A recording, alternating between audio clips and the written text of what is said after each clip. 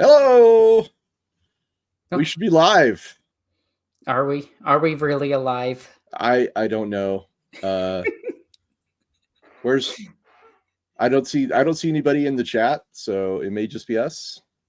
Well, maybe it is. But anyway, hey everyone, I'm Nerd Queen Alexis.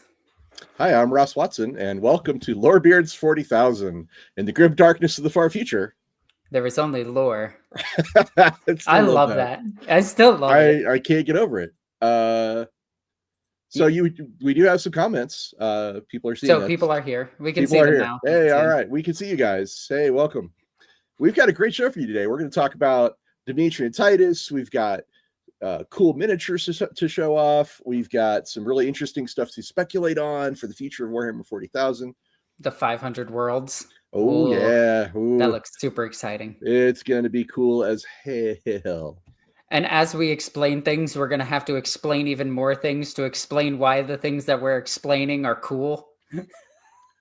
or just weird. Sometimes like there's a lot of weird stuff around Titus. So and interesting, very interesting stuff, but you know. Yep. His absolute respect for the guard is really commendable. I like time to discuss the boy. Yes, Mike, we are here to discuss the boy. The man, the myth, the legend, the guy that started out uncanon and then forced his way into the canon by sheer popularity. He may actually be the most canon Space Marine. Yeah, which is really funny. Him and like Colger at this point.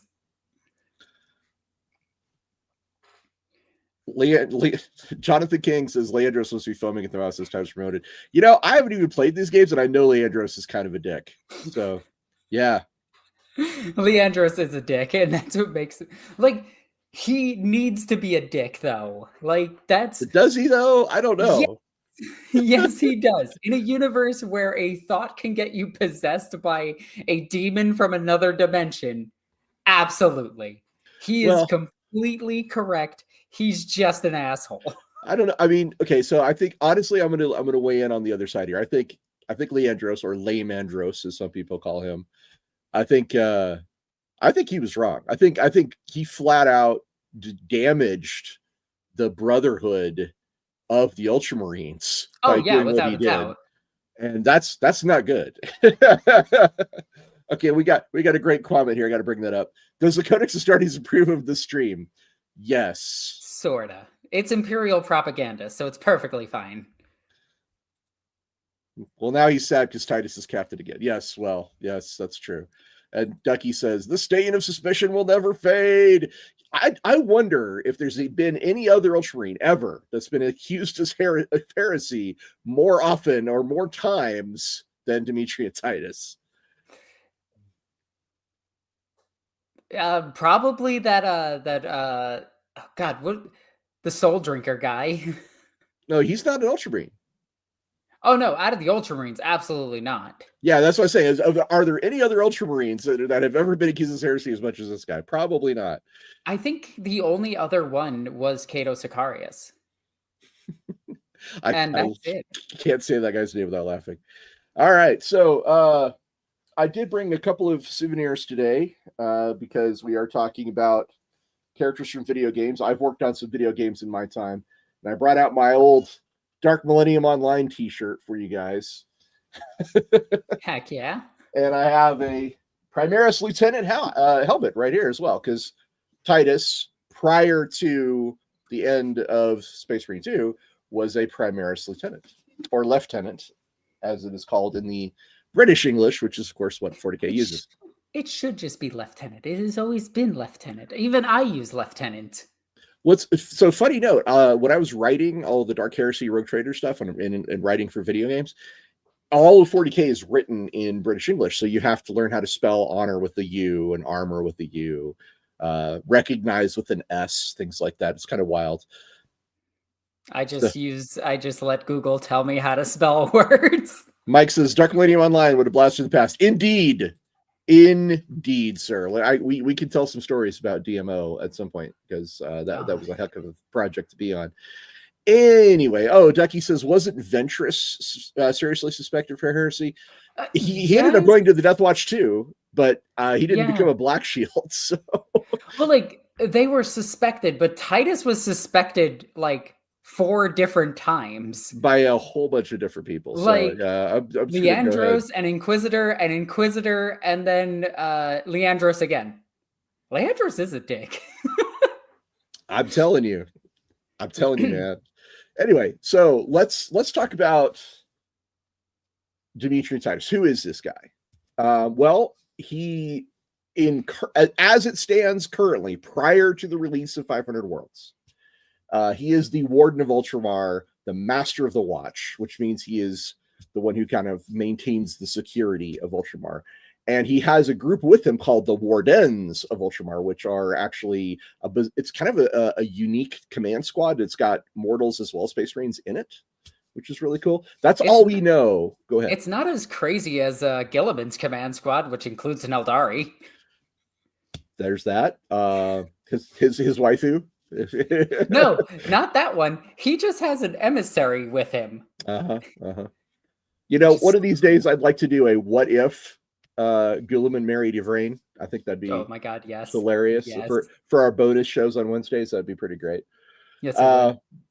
So aside from being accused of heresy a lot and falling off of cliffs a lot, strangely, he falls out of a lot of things a lot. Falling is something Titus does a lot. He does it with style, at least. But he's also like a multimedia star for Games Workshop, because he is one of the central figures in the Secret Level video that Amazon put out. He is obviously the star of Space Marine 1. He's obviously the star of Space Marine 2. And now he's upcoming. He's clearly positioned himself as one of the central figures for the next narrative step of Warhammer 40,000, which is the upcoming release of the 4-book set called the 500 Worlds, which is where basically... I can't remember the Necron that's after him, but it's a new Necron character that's after him. They believe he's the source of the Destroyer virus, that guy. Yes. And basically, Calgar has ordered Titus to reclaim all of the 500 Worlds of Ultramar. Was it Calgar or was it Gilliman? Well, it's one of those two. Yeah, somebody ordered him to do so, and there's very few people who can order him around at this point. Yeah, so Mike has a point here. He says, he's really becoming the new entry point for 40K. He really is. Yeah. If you watched Amazon, he's one of your entry points. If you played the video games, he's one of your entry points. There is a small rant that I do want to go on before we get started on this. THQ, which is the company that made Space Marine 1 before they went out of business, they put all their eggs in the basket of Space Marine. In fact, if you look at Dark Souls or anything like that, you can actually see all the assets from Space Marine in that game, which is really cool. But THQ put their heart and soul into Space Marine. They really wanted it to be as amazing as they possibly could. And the original Space Marine game was absolutely memorable. And granted, it is only an hour-and-a-half game. Like, you could beat that thing in one sitting without really much difficulty because the game is kind of easy, unfortunately. But the game itself won so many different awards, but it flopped. Like, that's the big thing. It flopped originally, and it cost THQ so much money that they went under because of that, Dark Souls, and another game that failed. And they just lost everything with Space Marine. And then I think Sega picked it up, and then somebody else picked it up. Well, behind the scenes, I can tell you a little bit more about that. One of the reasons why Space Marine flopped was timing. Absolutely poor. It tried to compete with Gears of War and Halo. Right, but they released within a couple of weeks of Gears of War. Yeah. The new, whatever that Gears game, it might have been 2 or 3, I forget. So I think it's probably 2. But I was actually at a company. I was one of the studios working for THQ. It was Vigil. I was there when Space Marine was put out, and I remember thinking to myself, this is like not the time. Wait a month. Wait 6 weeks. Mm-hmm. And they were like, nope, we're going to compete with Gears of War. And I was like, well, good luck, because they also have Darksiders. Sorry, Darksiders. Yeah, not Dark Souls. There's so many dark and then S something. It's Darksiders. not Dark Souls. My apologies. Yeah, Darksiders was also a game that I worked on. And by the way, Alexis, if you see 40K stuff in Darksiders, it's not from Space Marine. Oh, no. What I mean is it's their assets. Like, you can see their armor moves in the same exact way as Space Marine and everything. Yeah, but that's, again, not from Space Marine. It's from Dark Millennium Online, because Vigil was also working on DMO. Yeah. So they just reused assets for each of the games. Well, they used DMO assets for Darksiders. If that's what you're getting at. Yeah. Anyway, so yeah, it was Gear. I'm sure Gears is a great game. I didn't play it, but I'm sure it's a great game. But I know for a fact that Gears was successful in the marketplace and Space Marine was not. So unfortunately, I think the reviews at the time said Space Marine was a knockoff of Gears of War when it came to gamers. And I was like, because Warhammer wasn't a very well-known name. It was still a niche where I know people don't want to believe this, but Warhammer is actually not a niche hobby anymore. It is very well known. It is almost as well known as like Magic the Gathering and Yu-Gi-Oh! Like, I would put it on par with, like, if you know anything nerdy, you know Warhammer. Like, you may not know the lore or anything, but you know about it. Well, there's a lot of people out there, experts in this kind of thing, that say that Warhammer 40K is just about ready to break out into the mainstream.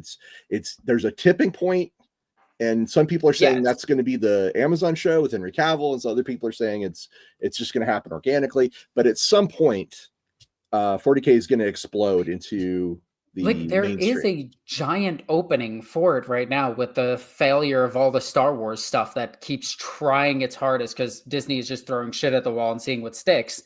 Some of their stuff has been really, really good. Like, I'm actually one of the few people that liked Book of Boba Fett. I know it is bad, and I am aware that it's bad, but I enjoyed it. But we're not here to talk about Boba Fett, though. No. We're here to talk about like how Titus is actually bringing 40K into the mainstream.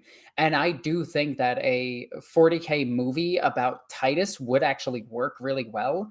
But I would rather see it about like the Guard, because I want to see stuff about the Guard. I do think that there is a opening in the market right now for a new sci-fi dark sci-fi to take the reins from Star Wars and actually become the next big thing. And 40K is right there. So to get back to Titus specifically, yes, because that's what the show is about. That's what the show used to be about. Yeah. He has a very unusual aspect to him, where he is a unique level of resistance to warp energy, warp corrosion, warp corruption, or at least it seems to have that. I don't know what his in-game rules say about that. I imagine that may not absolutely be a thing. Nothing. So it may not be a thing in the rules, but it's definitely a thing in the lore, at least the lore of Space Marine 1. Certainly. Probably it's also mentioned again in Space Marine 2. Yeah. Where he can resist the change, it's not a changer of ways. What are they called? The big birds. Oh my God, I keep calling them Keepers of Secrets because that's what they should be called. But it's not Fate Weaver. He is one. Lord of Change. Thank you, chat. You are the best, and I love you. Yeah, the Lords of Change. Which, by the way, the Lords of Change should be the Slanesh demon, and the Keeper of Secrets should actually be the name of the other ones, because that makes more sense with what they are. But that's just me on my giant tirade. Never mind. So, because I have not played the games, Space Marines 1, Space Marine 2, and because Alexis has played those games, I would like you to, why don't you lead us off with, telling us about the history of Demetrian Titus? Well, there is a ton that happens before the actual games themselves. So I think we should go into the history of the game itself before then, where Titus started off as a non-canonical character, where Cato Sicarius was actually the captain of the second company, and has always been, and there's never been a Titus before Titus. There was never like a list of him. And when the games were made, Games Workshop didn't really want to put out one of their named characters, but they wanted it to be Ultramarines, so they just invented a character for it. And they created Demetrian Titus. Titus was just a character that was supposed to be just for the video games, but his popularity took over, and now he's canon. So they kind of retroactively put him into the lore, and they used little gaps in the lore to like be like, yeah, there he is. Well, it's important to know a couple things here. First of all, the regime was very different. 2011, that was actually the end of the Kirby regime. So the whole approach to the IP changed in between Space Marine 1 and Space Marine 2. And in Space Marine 1, that is like an alternate continuity. That's what they originally came up with, is like, it's not really canon that he's commander of the second company. But after the new regime came in and the way that they handle the IP has changed. When Space Marine 2 came out, they were like, no. There was a period of time when Caetus Carius was missing, and that is when that's when Titus was captain. And they found the little niche to put him in. They found this little gap before Cato, and then they just killed off the captain before him, like, for a few dozen years, and they're just like, yeah, he's dead. And then when Cato comes back, he takes back over. So before other things happen. But yes. Yeah. So let's talk about Titus. Well, Titus was born at a very young age, 0, in fact. It begins on his birthday, which is the day he was born. He was born at a very young age. But he's basically this orphan on this planet that has been. You're gonna have to help me out here. He actually wasn't an orphan. He had a family. Did he? Well, I mean, obviously he had a family, but yeah, like he had a mother and father. I believe he was orphaned by war, though. Yes, when the Agri world Tyranids, however you're supposed to say it. How do you say that? Tarentus?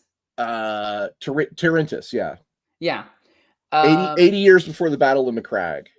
Yes. So that puts his birth date at 665M41.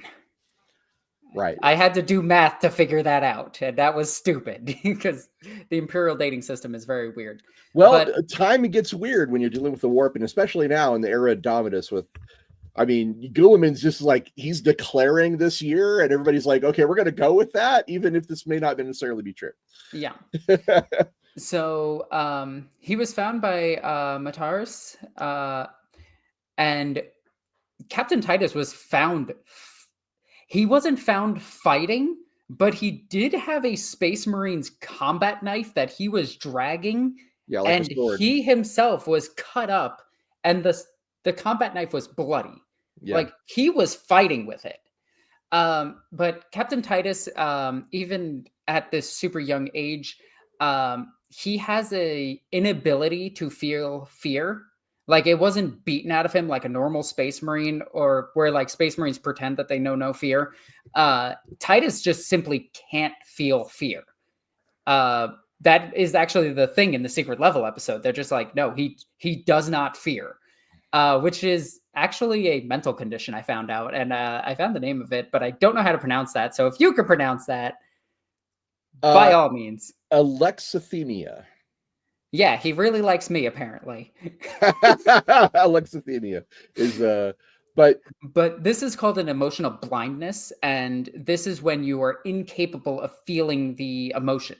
And Titus cannot feel fear, so I thought that this was kind of cool to like make a connection that a lot of 40K characters share mental conditions that some people might actually know of. Like Rogel Dorn being autistic is one of the most common ones. Same with Pro Turbo. Perturabo. Yeah, Pro Turbo. Mike says, I think you would love Space Marine 2, Ross. It's a good time from beginning to end. I probably would. I really need to play these games. I promise. I may even stream them. Who knows? That is something that we could get him to do. So that would be, join me, watch me fumble around. Oh, I also love Peter Turbo. That's also a really good one. Peter Turbo is a great name. But Victor also prefers Peter Turbo. Yeah, well, I like Pro Turbo. So Titus, found as a child, becomes an aspirant. If you remember our video on who are the Space Marines, aspirants are the ones that are not yet ready for the implants to start their process to become a Space Marine. They're the ones that are dueling with each other and fighting for survival, and basically like the best of the best of the best of those aspirants will then become initiates. But Titus was such a special little boy that he was excelled at every single thing that he ever did in the history of forever. Like that's actually part of his lore. He was the best of the best. So it's kind of amusing that he was just a special child who became like, so after a few dozen years, he was given the ability to become a Space Marine. I kind of do wish that they went into the lore of this a little bit more, because one of my favorite ways that aspirants become Space Marines is by doing the Ultramarine Olympics. And I assume that when they meant he excelled at everything, that he did that and excelled at it. But that is more of me just being like, the Ultramarines do Olympics. The person that wins the Olympics becomes a Space Marine. He did a 100K run and then a 100K swim, and then like, the triathlon part of it, you lose your hair, you could punch somebody into the next stratosphere. Somebody will get that reference. I don't think him being like a really great trainee, that's not really it's not a big part of his character. So anybody who's worried this guy's a Mary Sue or a Gary Stu, no, he's not. If this guy was a Mary Sue, he wouldn't have been taken by the Inquisition twice. Well, we're going to talk about that. He has some anger issues, doesn't he? Yes, as a child, he suffered with like extreme anger issues, and this actually plays into the video game as a mechanic. That roar that he does is him unleashing his anger. It's not him being possessed by Khorne like people think, or him having a blessing of Khorne like people think. He just has a very resistant soul because of his sheer willpower. There's some interesting fan theories out there. There's a fan theory that he was a null or a blank, which that is that got thrown out the window. Patently untrue. And there's another theory that he's like a latent psyker, which is also probably untrue. If Tigurius can't detect it, then no, you're not a psyker. I don't think so. So yeah, but it's interesting that people are looking into him and trying to figure out like all the little nooks and crannies of what makes up Titus. It's just willpower. Like the dude just does not want to die. He just wants to keep serving. Well, he served even before the Space Marine 1, he served for like 150 years. I think Space Marine 1 puts his age at 80 something, because he has 2 servo studs, and for some reason those servo studs are only I think he's over 100, and each servo stud is only 50 years, which is weird because typically the servo studs that are gold are 100 years, but his are not. So from what I read was that he served for about 150 years he served probably 150 years, and then did his servo studs as a captain then, or when he became an actual part of Second Company or something. Right. So let's talk about that. Let's talk about his ascension to captain of the Second Company, because that's interesting. Yes. Let's see. Beta Arcturus is the world that he was sent to, along with Captain Trajan of the Second Company at that time. Yep. And during that was that the Tyrannic War, or was that they were fighting Bieltan, the Eldar. Yeah. The Eldar that did the Asuryani specifically, yes. Yeah, the Craft Worlders, the Craft mac and cheese. So during this war, the Eldar set up a trap for the captain, and they feigned a retreat. And the Ultramarines, thinking that, the enemy's retreating, we got them on the ropes, let's go get them. And they captured Leandros. Yeah, they did capture Leandros. That's very important. They captured Leandros. It's a shame they didn't kill him, but they captured him. They really should have. They probably saw that he would be a bigger problem in the future, and were just like, you stay. We captured the wrong one. Yeah, the Farseer's like, spare him. He will cause untold damage to the Ultramarines. But Bieltan did feign a retreat. The captain went in all guns ho, and unfortunately, They pincered him and then wound up killing him. Titus went kind of mad and killed everything in his path to get his captain's body back, because when a Space Marine falls, you need to retrieve their body as quickly as possible. But when a captain falls, especially, since they're taken into the Hall of Terra, or what is it called? There's a great temple on Macragge that captains' bodies are stored in when they die. It's the Fortress of Terra. They're kept in those, and he retrieved the body. And when he returned to Macragge, he put their body within the Fortress of Terra and was made second company captain by Kulgur himself. Kulgur being the chapter master, the guy with 2 power fists with guns on them that you see. Fortress of Hera, not Terra. Sorry, I got those two confused. I hate how many names in 40K overlap each other.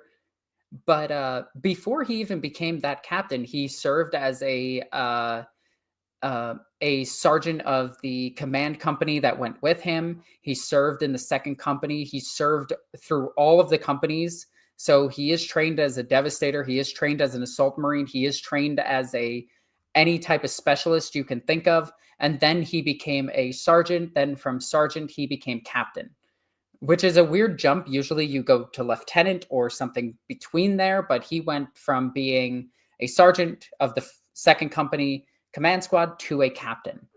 While a captain, he did fight in the Tyrannic Wars, the first Tyrannic War, but he was a bit too far away to participate in the Battle for Macragge, which is kind of a good / bad thing at the time.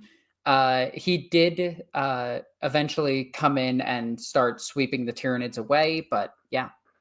So then we get to the liberation of Graia. So Graia is the setting of Space Marine 1. And Bolt Gun. And Bolt Gun. Very importantly, Bolt Gun.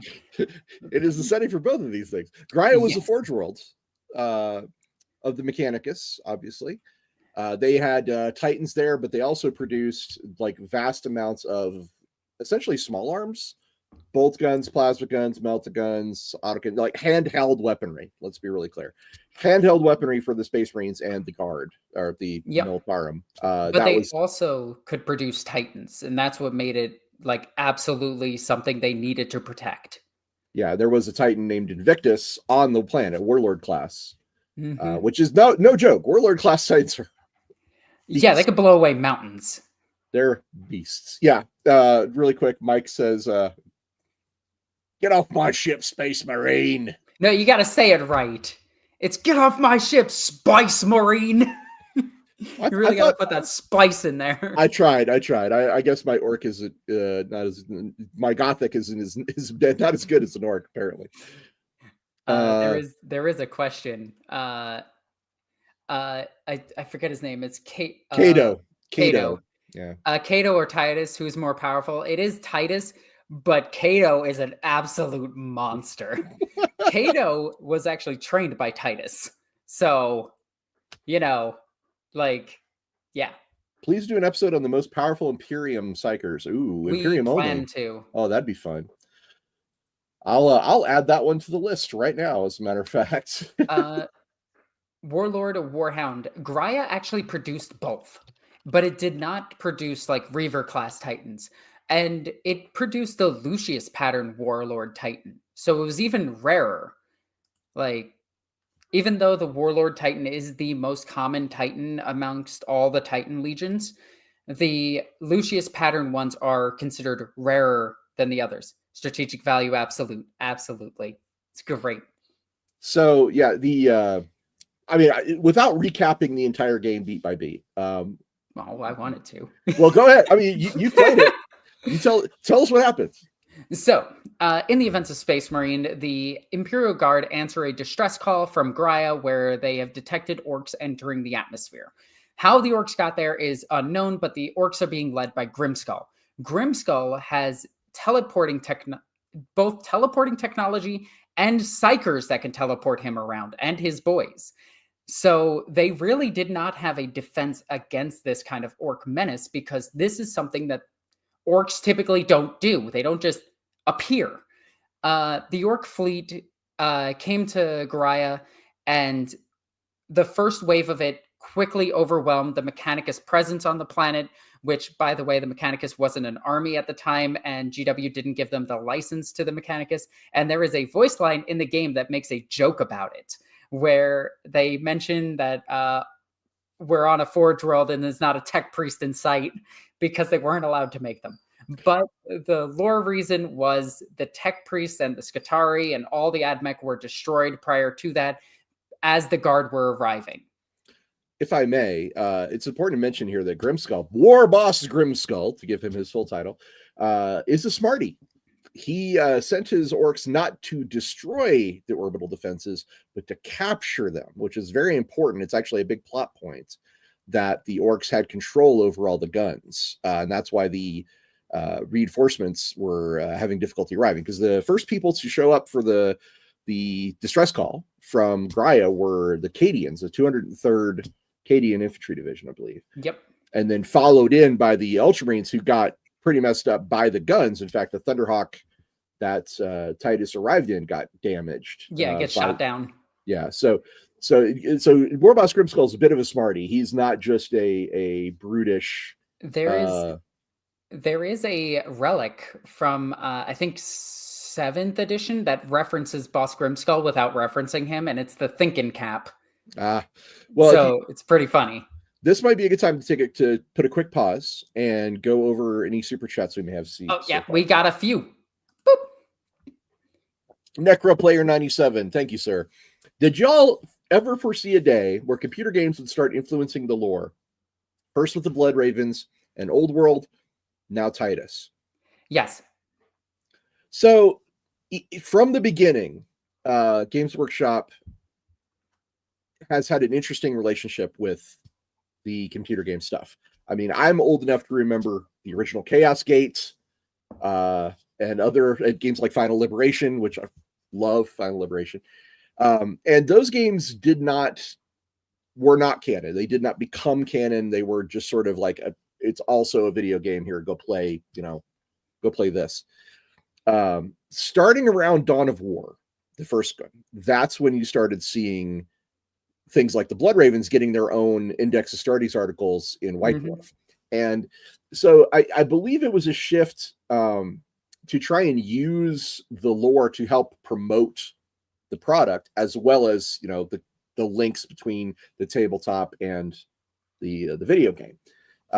So that has been something that started out as not at all, and then started out a little bit with stuff in the magazines, and it's been growing. Did I ever foresee this? No, I never. I came up through the Final Liberation era, and I was just resigned to the idea that we'll never see a model for Commissar Holt, regardless of how much he deserves it.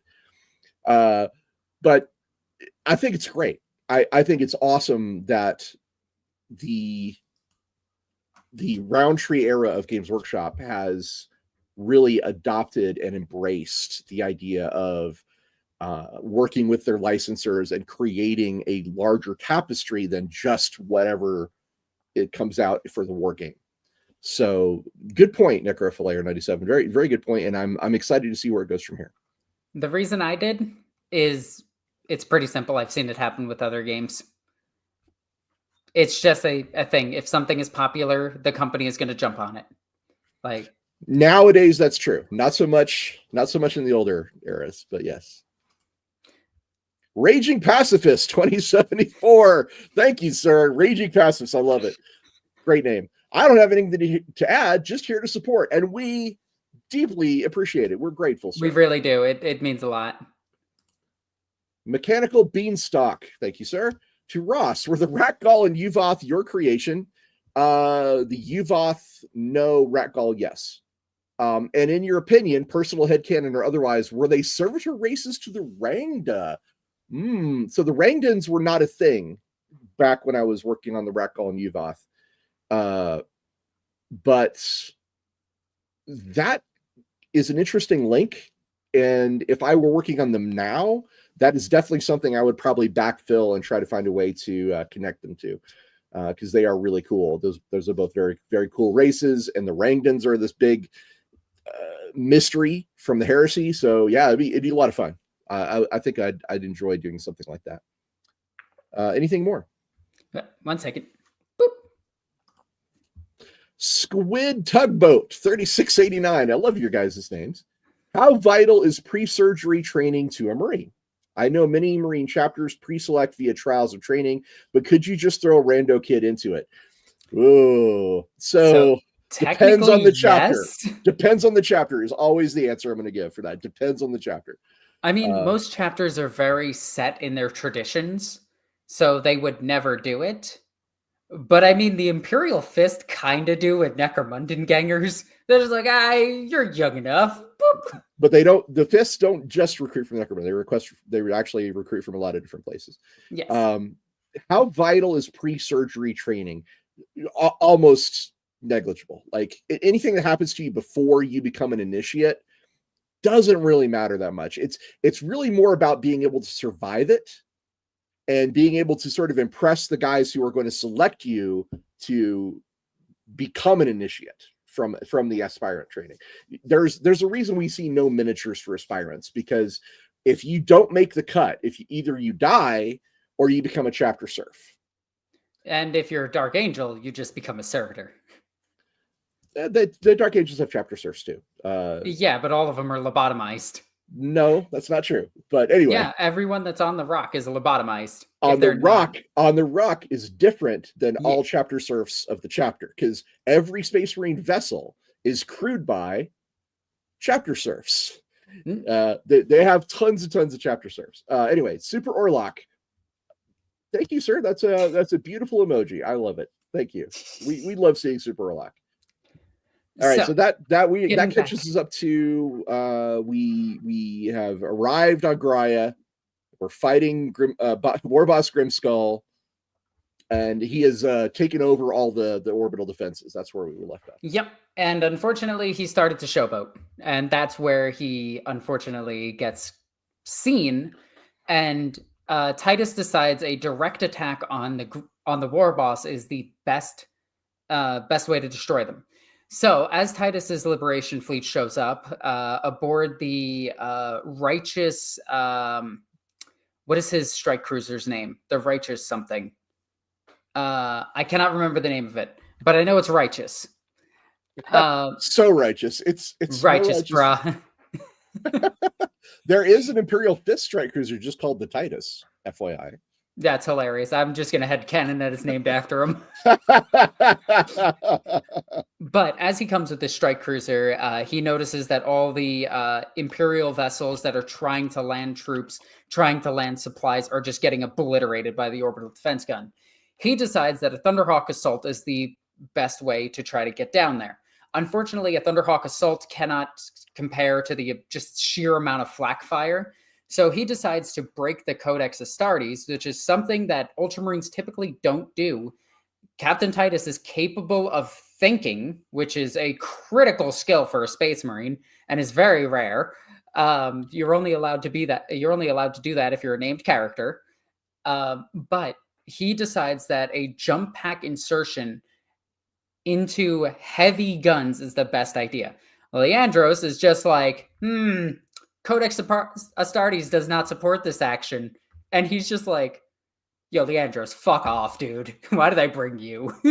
So a couple of things that are important to point out here is that the Primarch Grubute Guliman wrote the Codex Astartes, but he didn't intend it to be a straitjacket. It was meant to be a guide. And honestly, Titus being more about the spirit of the Codex rather than the letter, that's closer to what Guliman had intended. Yep. But because of the 10,000 years that have passed, things got ossified. Things got graven into stone. Guilliman's not alive yet. No, this is before. Yeah, he's in his perpetual state of almost death, and then they have to kill him to bring him back to life. So suffice to say that at this time, the Codex was seen as the word of the Primarch and therefore incontrovertible. So technically both viewpoints are correct within the chapter. It's just a question of, it's a spectrum, and they were on opposite ends of that spectrum. Yep. If he was a Star Phantom, he would have been absolutely correct. But sadly, Titus is an Ultramarine. So I meant Leandros. But anyway, Titus decides a 3-man jump pack insertion onto the ship just as a simple kill team to go and deal with the problem was the best choice. He eventually does find Boss Grimskull's main ship. I think it's just called the... it has a name, but I think it's just called the Kill Rig, which is weird because the Kill Rig is also the name of a vehicle that they have, the Kill Rig. But he lands upon it and decides to try to get to Boss Grimskull. He has to go through a bunch of things, and for some reason, Titus only brought a knife with him. He really Balls likes on that this knife. guy. He really likes that knife. Yes. Big fan. But this is a good time to point out Captain Titus's canonical weapon throughout the entire game is the chainsword. He is trained in all power weapons, all chain weapons in the chapter. Captain Titus prefers the chainsword, but he went in with a knife. And this is just because it's a tutorial level of the game. He would have gone in with the best war gear possible, blah, blah, blah, blah, blah. Anyway, he goes and fights through the wave of orcs upon his ship, including the knobs that are on it, and eventually destroys Grimskull's ship with its own cannons by just simply rotating it because he's a space marine and super powerful. This game did a really good job of showcasing just how strong a space marine is. And it showed just how much endurance they have because you can literally sprint through the entire game. There is not a single moment, cutscenes excluded and talking scenes excluded, where you cannot run. Boss Grimskull gets mad at him and is just like, "Get off my ship, Spice Marine." Titus unloads the cannon upon Grimskull. Grimskull survives. The ship comes crashing down into the ground. Titus, being an absolute baller, kicks his way out of it, doesn't check on his 2 subordinates, and just assumes they're okay. Which they are, to their credit. Yeah, like an orbital insertion just crashing through a spaceship onto a planet. Yeah, Space Marine could survive that. And the game does a really, really good job of showcasing just how powerful a Space Marine is. A lot of media that you'll read about Space Marines will have them die in droves, like the Horus Heresy books, where one bolt shot kills a Space Marine, and it's kind of like meh. But Space Marine does a really good job of just showing how powerful a Marine actually is. And so when he lands on the planet, he immediately tries to connect to his platoon, his 2 men, and gather up in a location. After doing so, he intercepts some Vox from the local Cadians that are still fighting. He is surprised that the Cadians are holding out, but then he meets Lieutenant Mira, and he's just like, "Damn, that's my wife." Well, so it's important to point out, like, why is Titus impressed by a single Astra Militarum officer and a low-ranking officer at that? So it's important to point out that the Cadians were the best infantry in the galaxy. You know, if non-Space Marine infantry, the Cadians are just they're considered elite. And they had come to Graia and gotten torn up. They got shredded. Mira is the last officer remaining of the Cadians. She's not just the officer that's there. Lieutenant Mira. Lieutenant Mira is literally the last officer. And she, if I'm not mistaken, she and her men had been holding out for 2 weeks. Yes. Against the Orks when he shows up. And that's why he's like, "Damn, girl, like you can lead some warriors." Not only that, she has hundreds under her control at this point. Right. Well, maybe not. Probably not 100. No, probably 100. Because of that Valkyrie scene where you have 32 No, that's after they land. Well, remember, Valkyries are Imperial Navy, but anyway, that's when they take out the orbital cannon. They get the Valkyries. Yeah, but the Valkyries, just be clear, are not under Mira's. No. But her men are traveling on them. True. That's true. But while fighting along, Mira gives some instruction to the Space Marine about what needs to be done. She doesn't directly ask Titus or tell Titus to do something. Titus just respects her enough that he's just like, "You need a gun killed? I can go do that." And so him and his men go and destroy this gun. Well, specifically, these are the orbital defense guns that Grimskull had captured. And the reason why it's important to destroy them is so that additional reinforcements can arrive, because the Templars, the Blood Ravens, and I think it's the salamanders. Definitely more Imperial Guard, more Astra Militarum were on their way. And the Imperial Navy makes it down. Yeah. But as they go and do this mission, they find out more about Boss Grimskull and how he's able to just teleport around and be everywhere that he needs to be. Boss Grimskull learns about the shiny thing, which turns out to be a... Oh, wait. No, you're leaving out Inquisitor Drogon. Oh, yeah, I was going to get to Drogon. Okay, because Drogon's the one that brings the sparkly thing. Yeah, he does. Drogon is working on... He's working on the same thing that the rats have in fucking... what is it? It's Warpstone. He literally has Warpstone. Well, it's not. It's okay. To be clear, it is not actually Warpstone. It's like Warpstone. So Inquisitor Drogon. It is a rock that channels warp energy. True. And can enhance it. True, but it's blue, so it's not Warpstone. It's absolutely not Warpstone. So Inquisitor Drogon contacts them via Servo Skull and tells them, "Hey, I need your help. There's this power source that I've been working on here, and if it falls into the wrong hands, i.e., the Greenskins, that would be really, really bad." And of course, Space Marines are like, "Well, the Inquisition. If the Inquisition needs our help, we should go do that because the Inquisition is a major part of the Imperium. The Imperium is what we fight to defend. It makes perfect sense that we would work with this guy." However... Oh, and one thing to point out, the reason that I can never remember Drogon's name is because for the entirety of the time I played Space Marine, I referred to him as Inquisitor Skrillex because he looks like Skrillex. He's definitely in need of a barber. He looks like Skrillex. He's going through his emo phase. Mike says that it is legally distinct Warpstone. Yeah, it's blue. Obviously, it's not Warpstone. So they decide to go find this power source that Drogon told them about.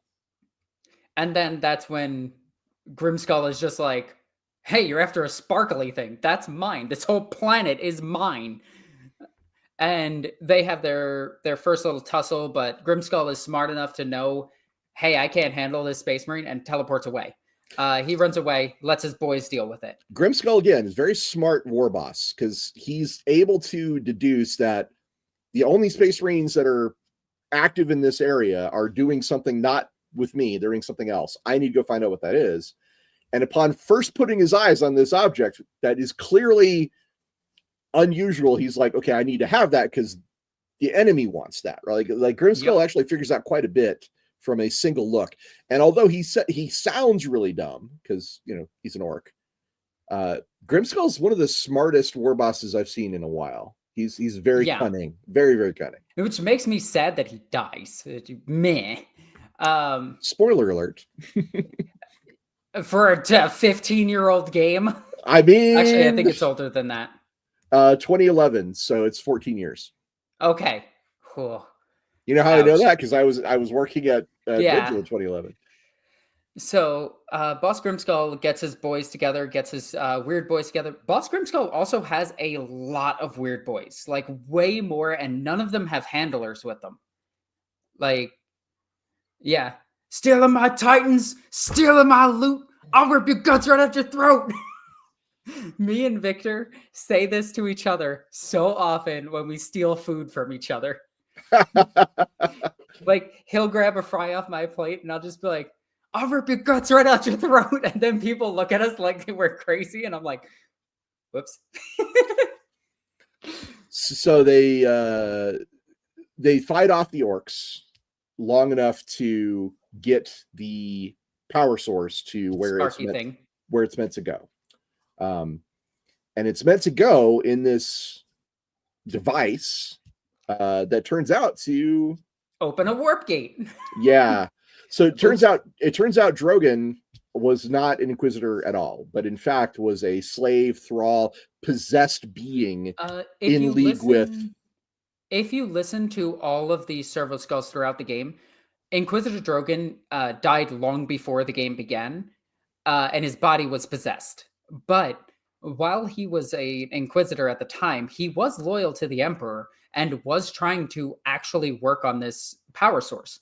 The only problem was He was working with chaos, and he died for it, and then was possessed. Well, Drogon, I think, is Ordo Xenos.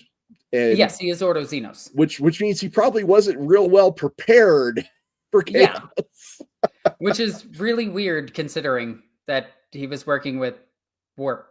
Anyway, he wasn't a psyker. That's the important bit. He didn't know what he was doing. He messed up, got possessed before the game began. And then that demon contacted the Chaos Legion to come there when the Sparky thing was put into the thingy that opens a chaos portal. Right. And so this guy, Nemeroth, who is a Chaos Space Marine Lord, basically, who dreams of using this power source to become a demon prince. Is that correct? Yes, he wants to use it, sacrifice everyone on the planet, and then, well, sacrifice the planet and use the power source to gain immortality. Yeah. And in doing so, he would become a demon prince. So Drogon noticed that Titus could deal with warp energy better than almost anyone else, which is why Drogon's like, hey, you need to carry this. You know, you're the only one that's good enough to carry it. And when he is surprised that Titus lives. Right. So when Titus plugs in the warp stone, for lack of a better term, the shiny thing, sparky thing, and it turns on and it creates a chaos gate, and Nemeroth comes out. Nemeroth even comments on it. He's like, hey, you know, imagine what you could do. You know, you and I are not so different. Like the whole, like, you know, come to my side of the. But more importantly, Boss Grimskull shows up and does the weakest fight you've ever seen an orc do in the history of forever.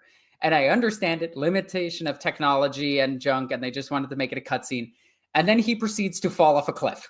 Well, but don't worry, he's back. He climbs back and then knocks Nemeroth off a cliff. Right, yeah, because they fight Grimskull. Grimskull goes off a cliff. Nemeroth walks out.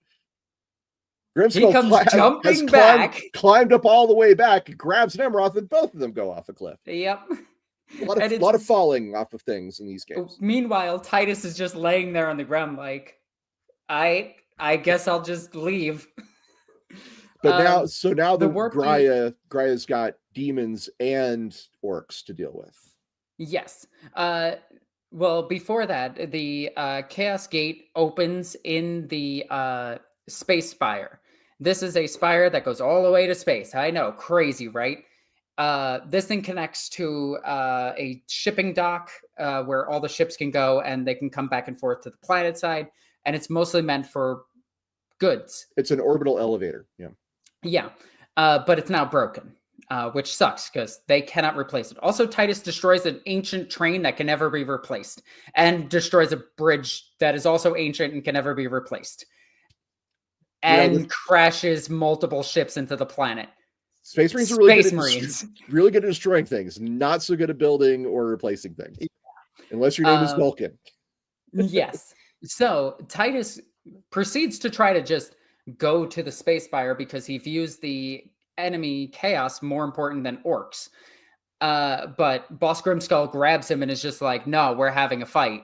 I'm here to fight you. And then proceeds to do like the exact fight from Batman Arkham Knight 3 where Joker is just standing there and sends waves of dudes and then does one run attack and you shoot him a bunch. But towards the end of it, Boss Grimskull says, I ain't finished with you yet, Space Marine. Titus goes, but I am finished with you, Orc, and shoots him in the face with a plasma gun.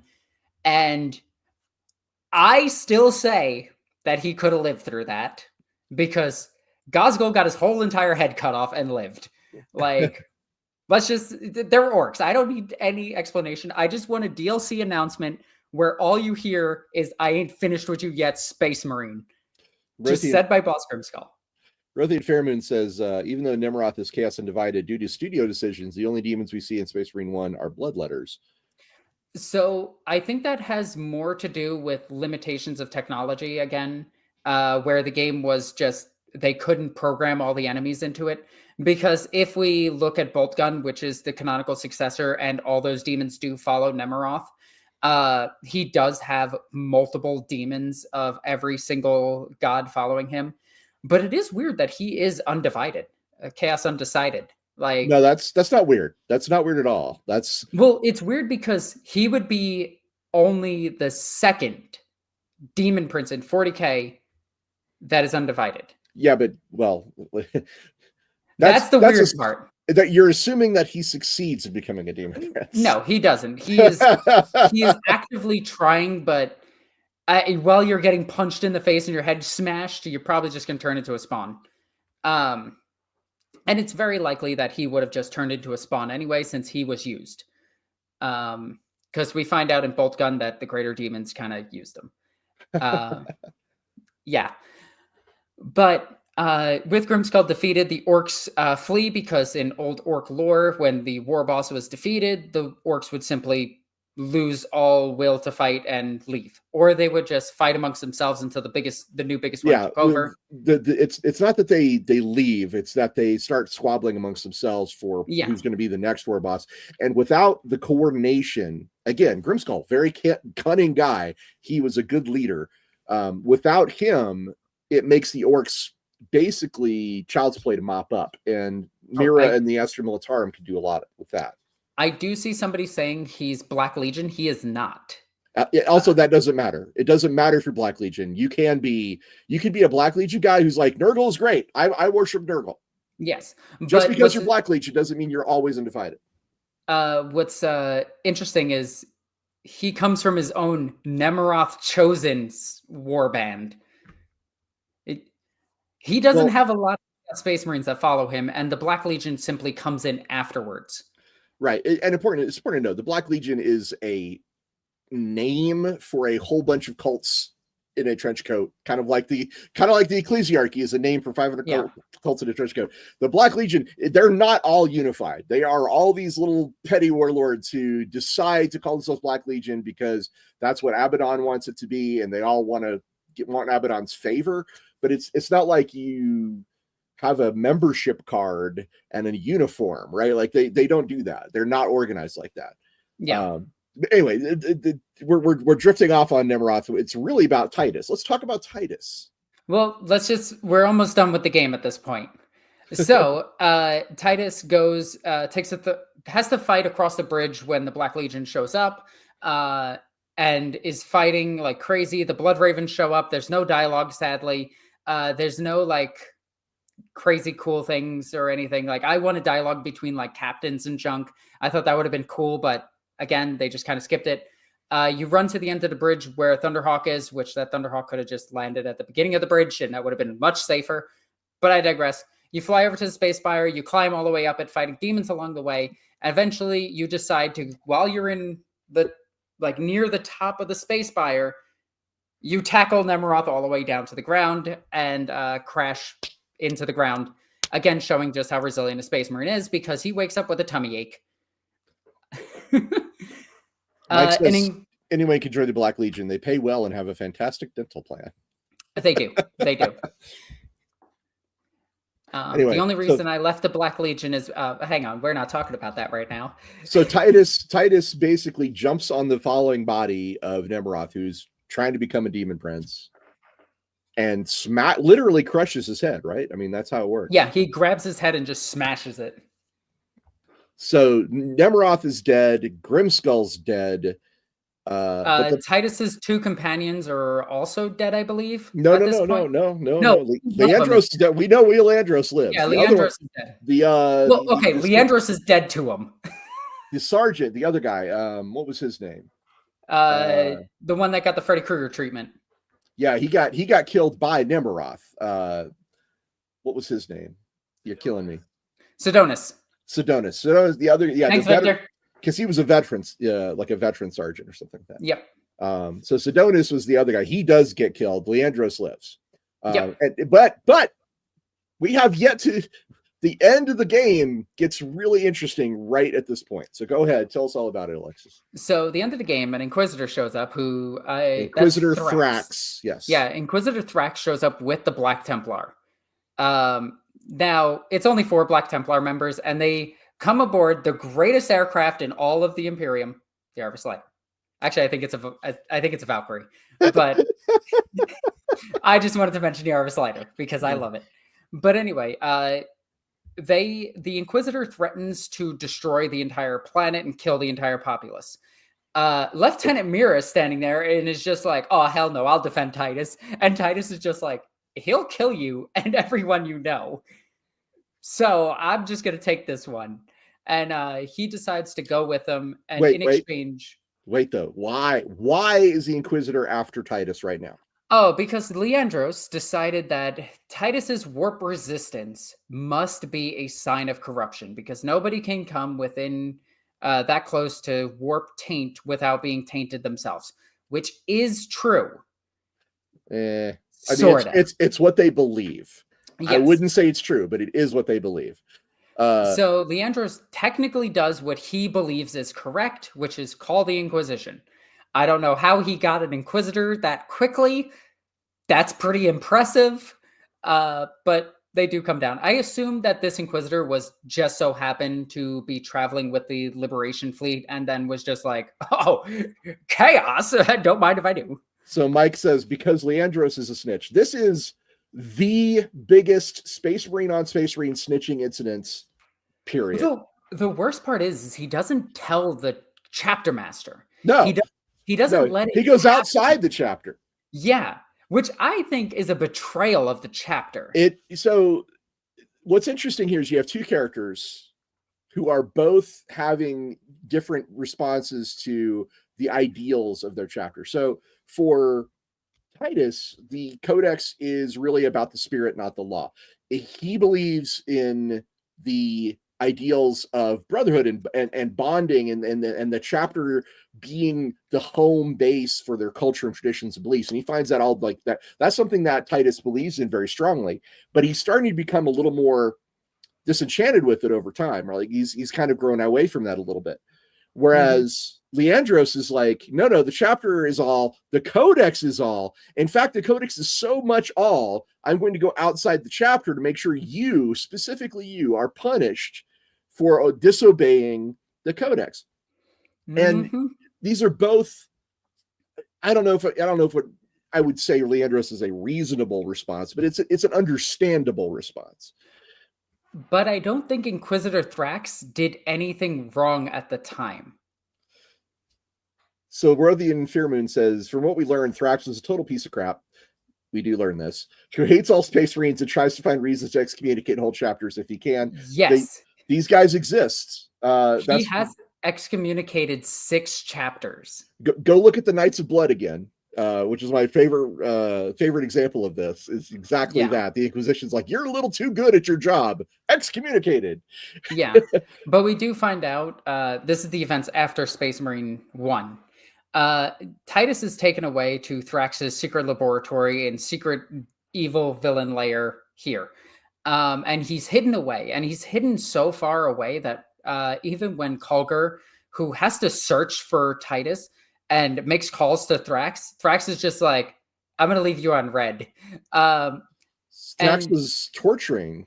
He had a number of Space Marines in stasis cells that he was torturing and experimenting on. This guy was a real piece of crap. And ironically, or not, depending on your view, it is then discovered that Thrax had become possessed by chaos.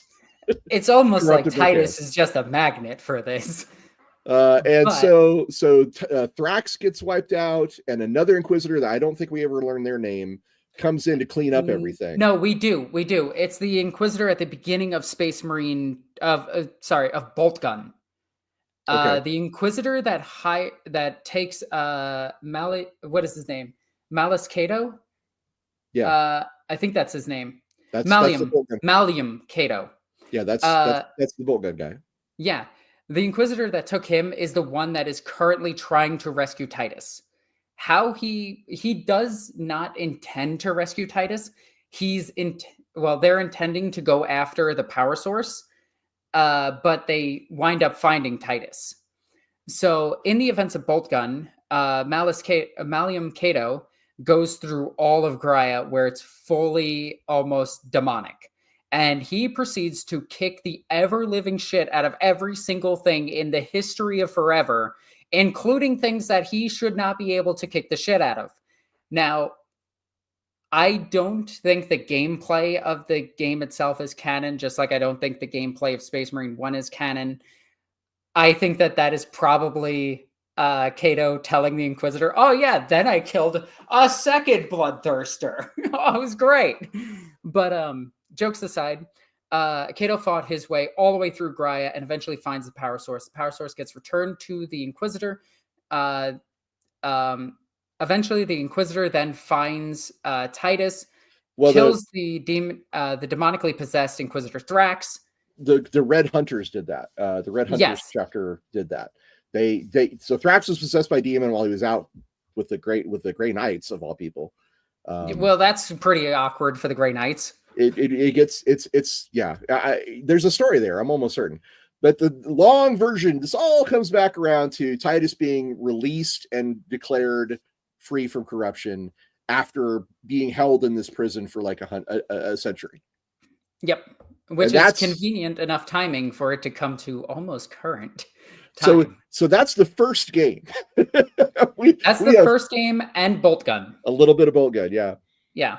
The events after Bolt Gun are not too important, except for a couple of voice lines from Bolt Gun that were also released in the article that came out in a White Dwarf talking about him.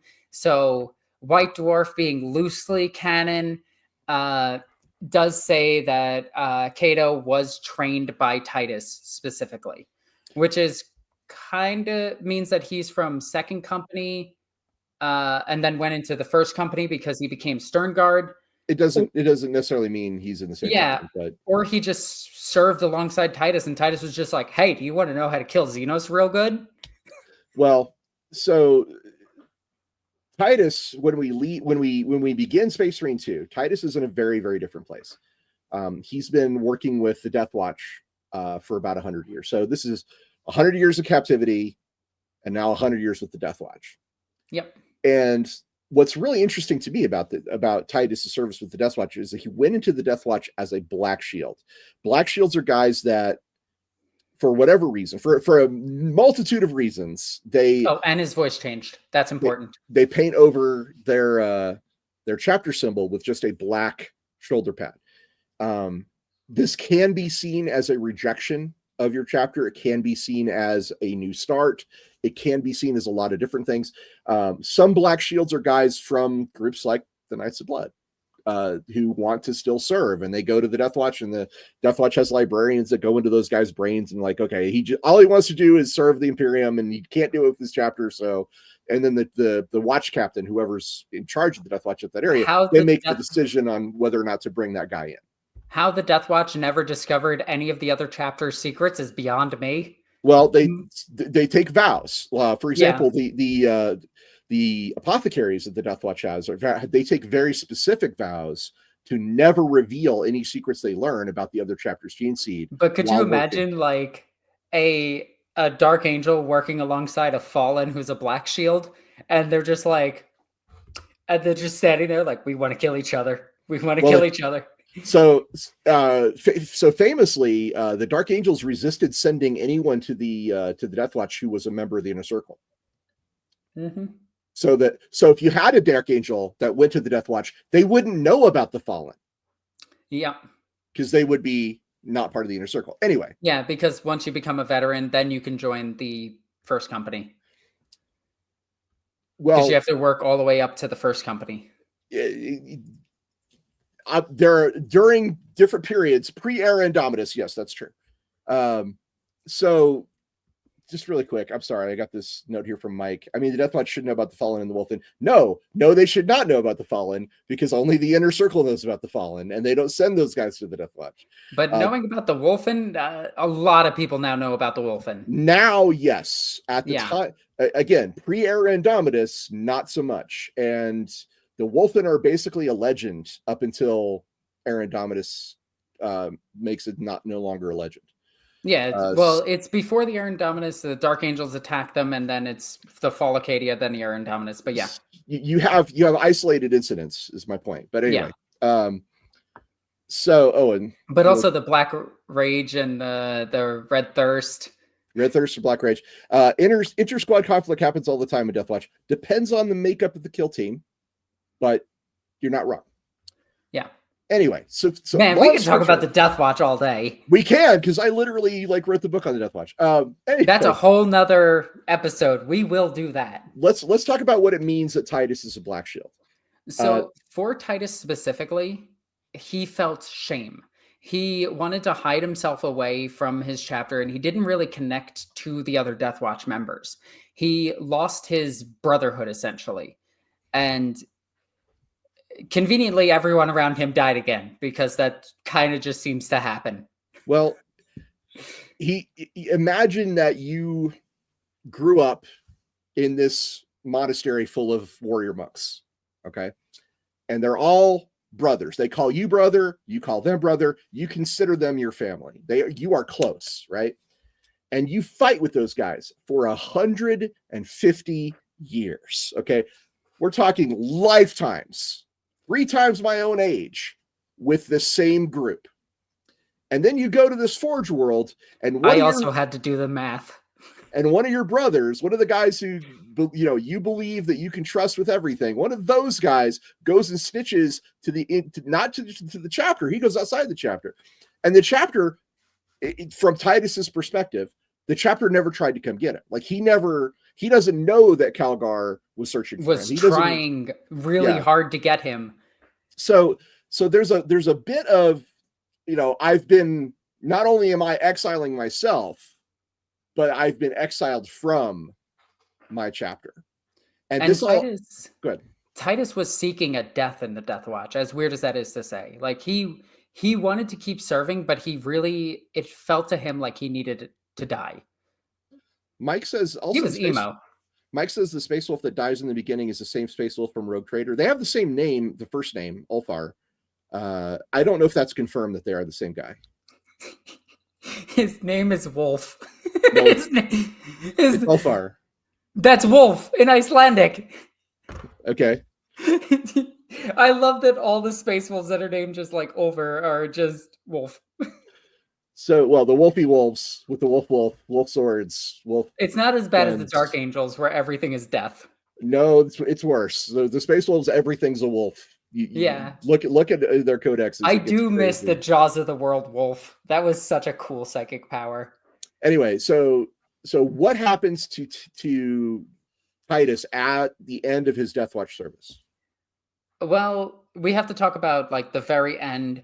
His aircraft, unfortunately, why can't I remember? The Corvus Blackstar, unfortunately, gets a case of gargoyles to the engine, and gargoyles aren't supposed to be there. So the ship falls out of the sky because it's a brick. And the people that he's with are killed, except for him. He tries to send for aid, but he can't. And he is trying to fight his way to a comm station so that he can call them up and be like, hey, we got a bunch of bodies here. We need you to retrieve them. I'm also going to try to do the mission. As he tries to complete his mission, unfortunately, a Carnifex does give him the old right through his chest, and he dies almost. He's a Space Marine, so getting fully impaled means that he goes into a state of suspended animation, depending if that organ works at that time. So as he's falling to the ground, across the planet, Chief Librarian Tigurius is just like, hey, wait a second. That's Titus. I know that guy. Son of a bitch is alive. Let's go get him. My X-Men. Yeah. Now, what's cool about Tigurius doing this is he did this in the midst of the Hive Fleet blocking out almost all of his psychic powers. And he was just like, and he was just like, the plot demands it, and walked across the entire planet, and eventually, well, probably didn't walk, probably just flew over there using any type of Space Marine aircraft, but got over there, fought his way to Titus, and the apothecaries barely saved him. And keep in mind, Titus was just a Space Marine at this time. He was not a Primaris. He got wrecked by a Carnifex, if I'm remembering correctly. Yeah. He got literally hit by the distraction Carnifex. But as he was laying there bleeding and dying, and instead of a named Ultramarine needs my help. Yes. But as he's laying there bleeding and dying, and instead of putting him in a dreadnought, they decide to try to save him. The only way to save him is to give him the Primaris organs into that giant hole in his chest. The Rubicon Primaris. He has to go through the Rubicon Primaris. Yeah. Which is, really convenient that there's a very easy access to do that now. They could just, kind of put them in there and hope for the best. But because he's a named character, of course, he survives.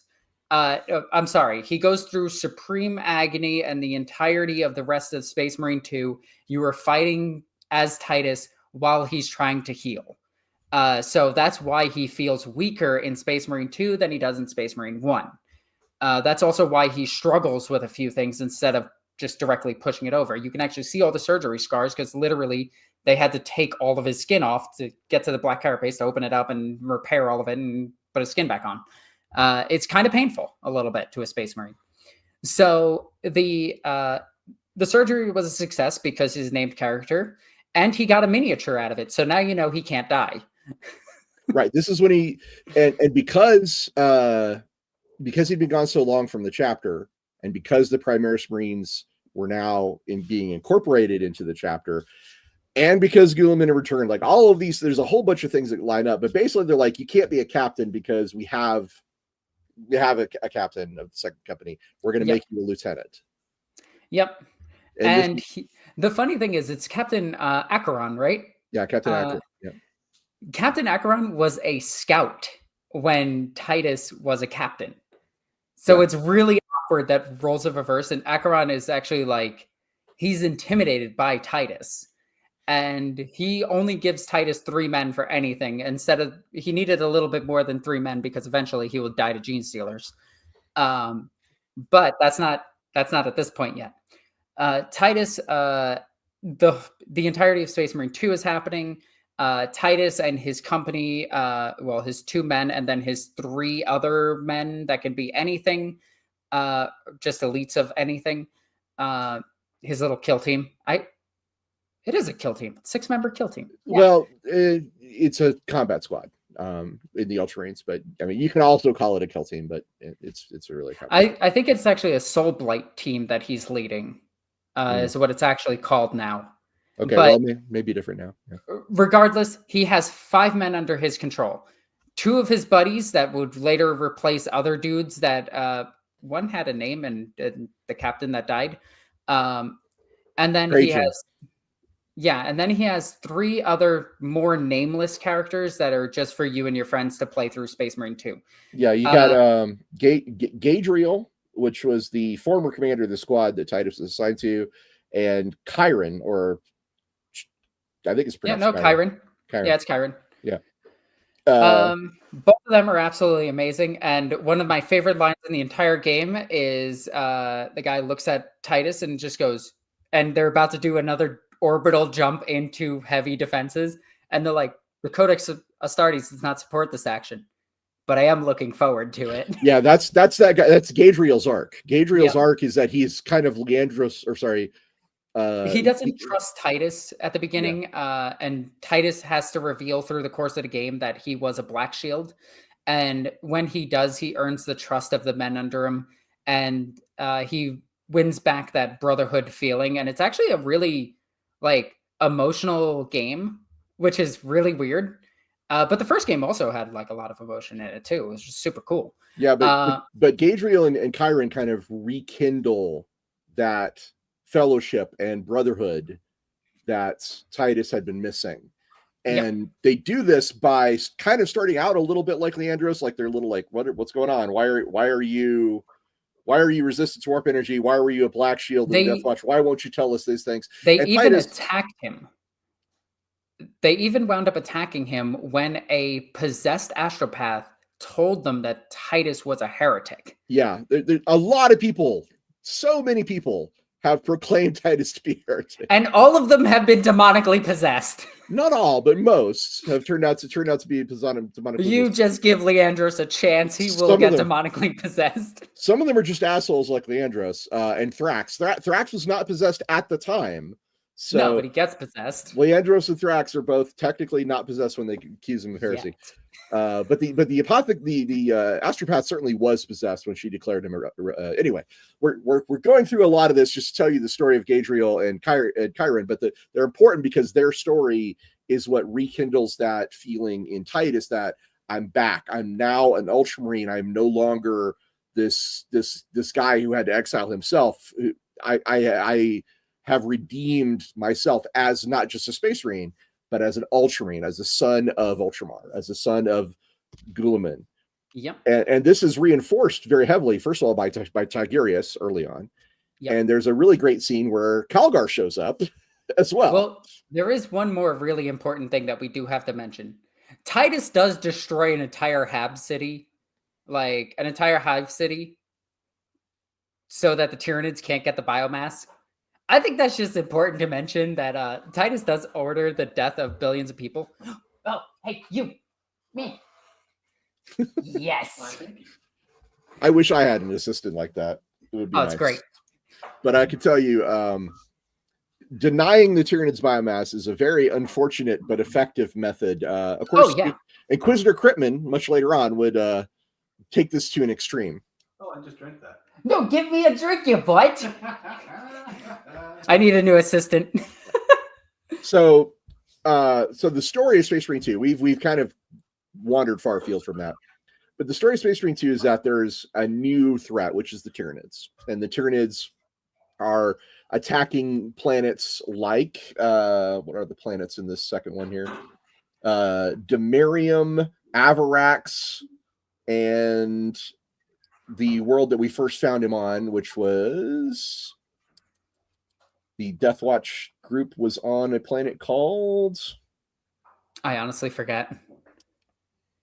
I only played through Space Marine 2 a few times because I thought the game was a little bit... Kadaku. Oh, yeah, Kadaku.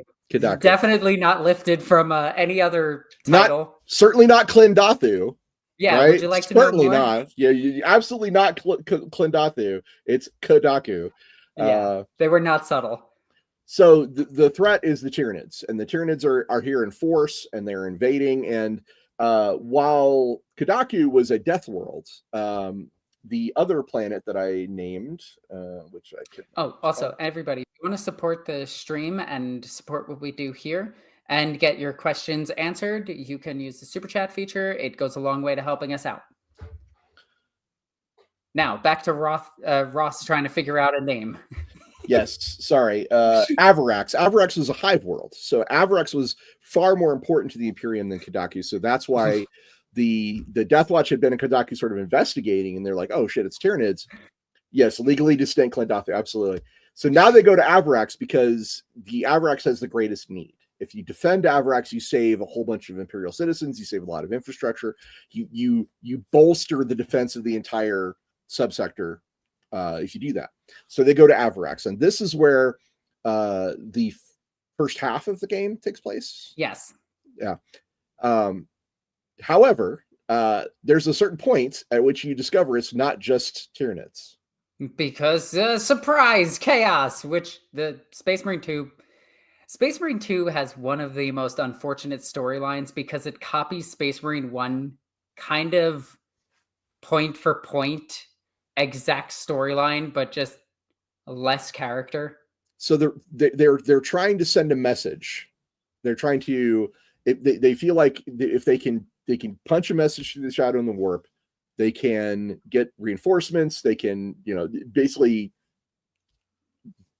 they can do a lot if they can communicate. So they go to the astropathic tower. This is where they meet Neoma, who's this astropath, who happens to turn out to be possessed. And when she shows her true colors is when Chiron just fraud out kills her after she starts declaring Titus a heretic, which is kind of awesome. And let's give it up for Chiron, our best battle buddy, our best battle brother, because Chiron, unlike Leandros, doesn't even hesitate. He's just like, oh, that's bullshit. Bam.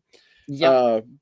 So when the astropath is killed is when the Chaos Forces make their entrance with a sorcerer called... A sorcerer who is so boring that I have forgotten his name. Imura. Sorcerer Lord Imura shows up. Wait, isn't it? Yeah, it's... Yeah, it is. God, I forgot his name. So yeah. So Imra shows up with a whole bunch of Thousand Sons. We're talking Hellbrutes. We're talking Zangors. We're talking Rubric Marines. We're talking the Scarab Terminators. Scarab Occult Terminators. Yeah. Chaos Spawn, I think, made an appearance now. But we don't get Forge Fiends, which I really wanted to fight. I wanted to fight some Forge Fiends. They also have no predators or anything. They have no real way of actually... Weirdly enough, they have no real way of actually taking on the Tyranids. It's kind of funny because the Thousand Sons feel like such a weird choice in the game because their psychic powers are being suppressed by the Tyranids. They're still able to do them, but their psychic powers are being suppressed by the Tyranids. Yeah, so this so the artifact from the first game though is a major plot point in the second game because it's being studied by the Mechanicus. And there's a tech priest that Titus has to get the item to, the MacGuffin. warp stone. Yeah, the warp stone, quote unquote. But that guy, his Thunderhawk gets taken down, and what's weird is Titus keeps telling Akron something's wrong here, and Akron's like, "No, it's fine. It's fine. We'll deal with it." Nobody believes Titus, which is kind of wild. But Titus knows something's going on before Imra shows up, and when Imra finally does show up, Imra's like, "Okay, you know, now I need to get my hands on the item," which was being sent to another tech priest called Luz. Get in, loser. We're going to go study a warp artifact. And he's bringing it down to awaken Necrons. Which apparently there's a Necron tomb on this planet. Which actually a different planet. This is no, Luz is on.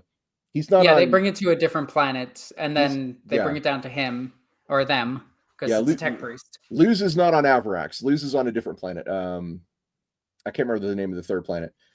Neither can I. But it starts with an N. And I did say it earlier, but this third planet is where Luz is, and he's studying the artifact with the Necrons.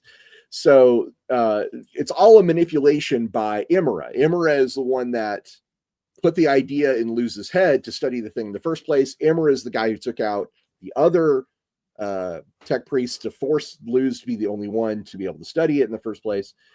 So this is all like a very convoluted, very Zinchian plan that Imra is putting into effect. The Lords of Change would no doubt be very pleased by how complex this whole thing is.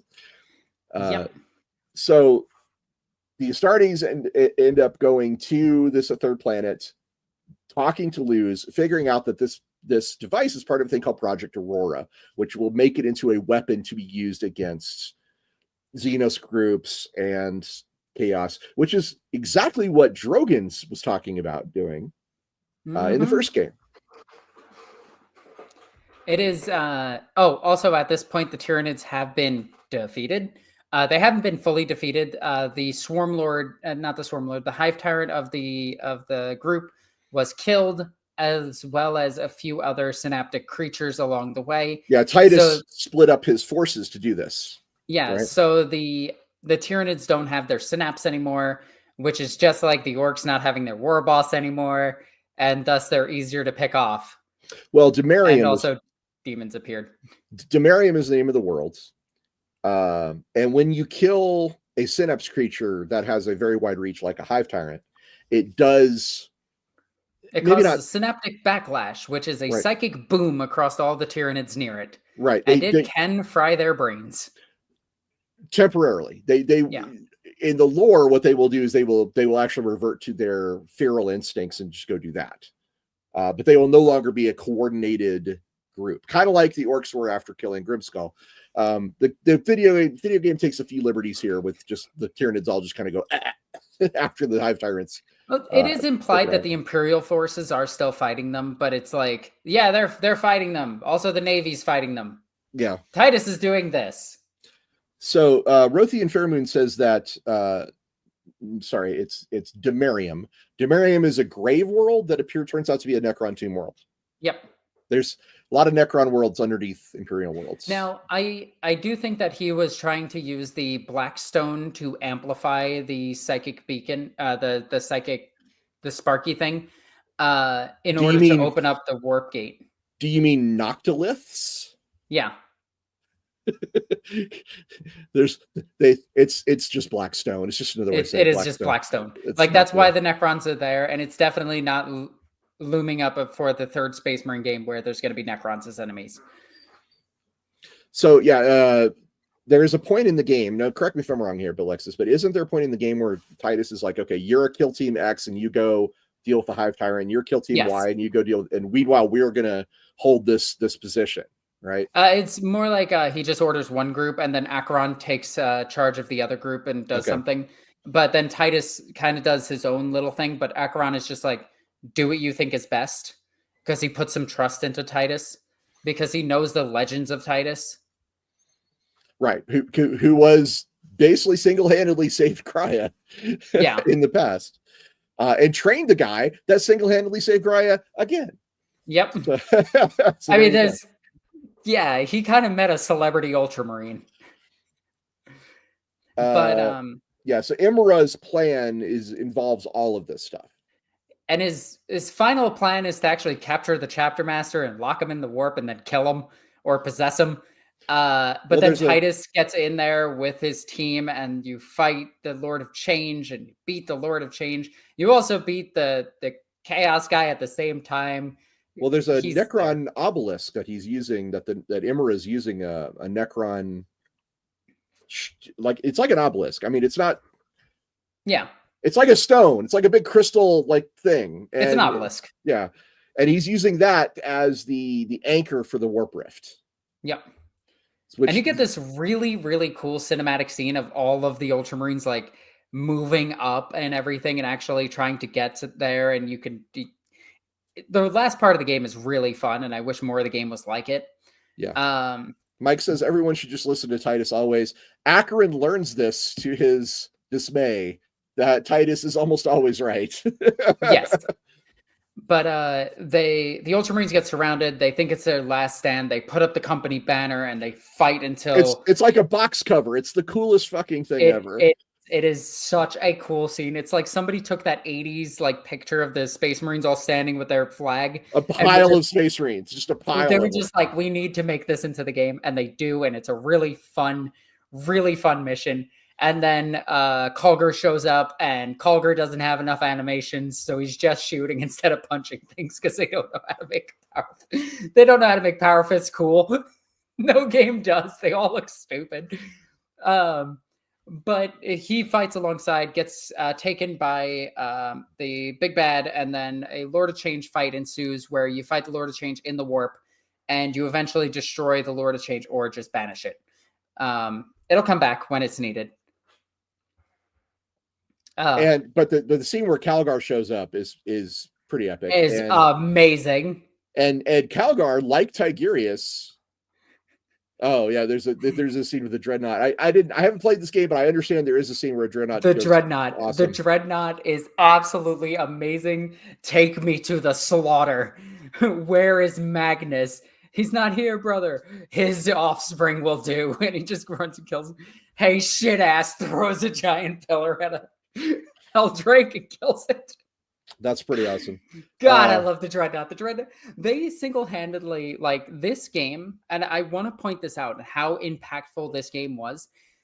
Space Marines Online, the Primaris Marines, and especially the Redemptor Dreadnought, had such a negative view by the fan base until the game came out. When the game came out and showed you the Dreadnought actually walking, shooting, killing, and fighting, it blew up. Everyone like stopped shitting on Primaris Marines. There's still a few, but those people don't actually play the game. And no one disses the Redemptor Dreadnought anymore, which is really cool.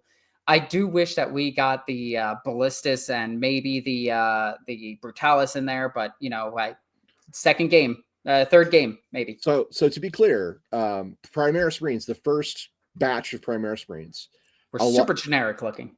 Well, a lot of those guys were put in stasis right after the heresy.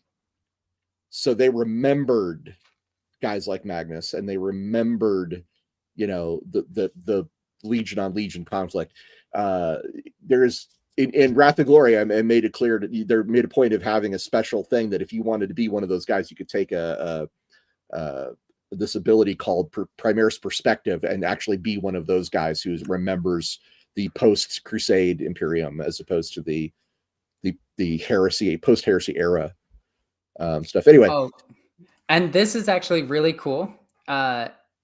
This comment, the Ultramarine force at the time was an actual 2,000 point army that you could field. Really?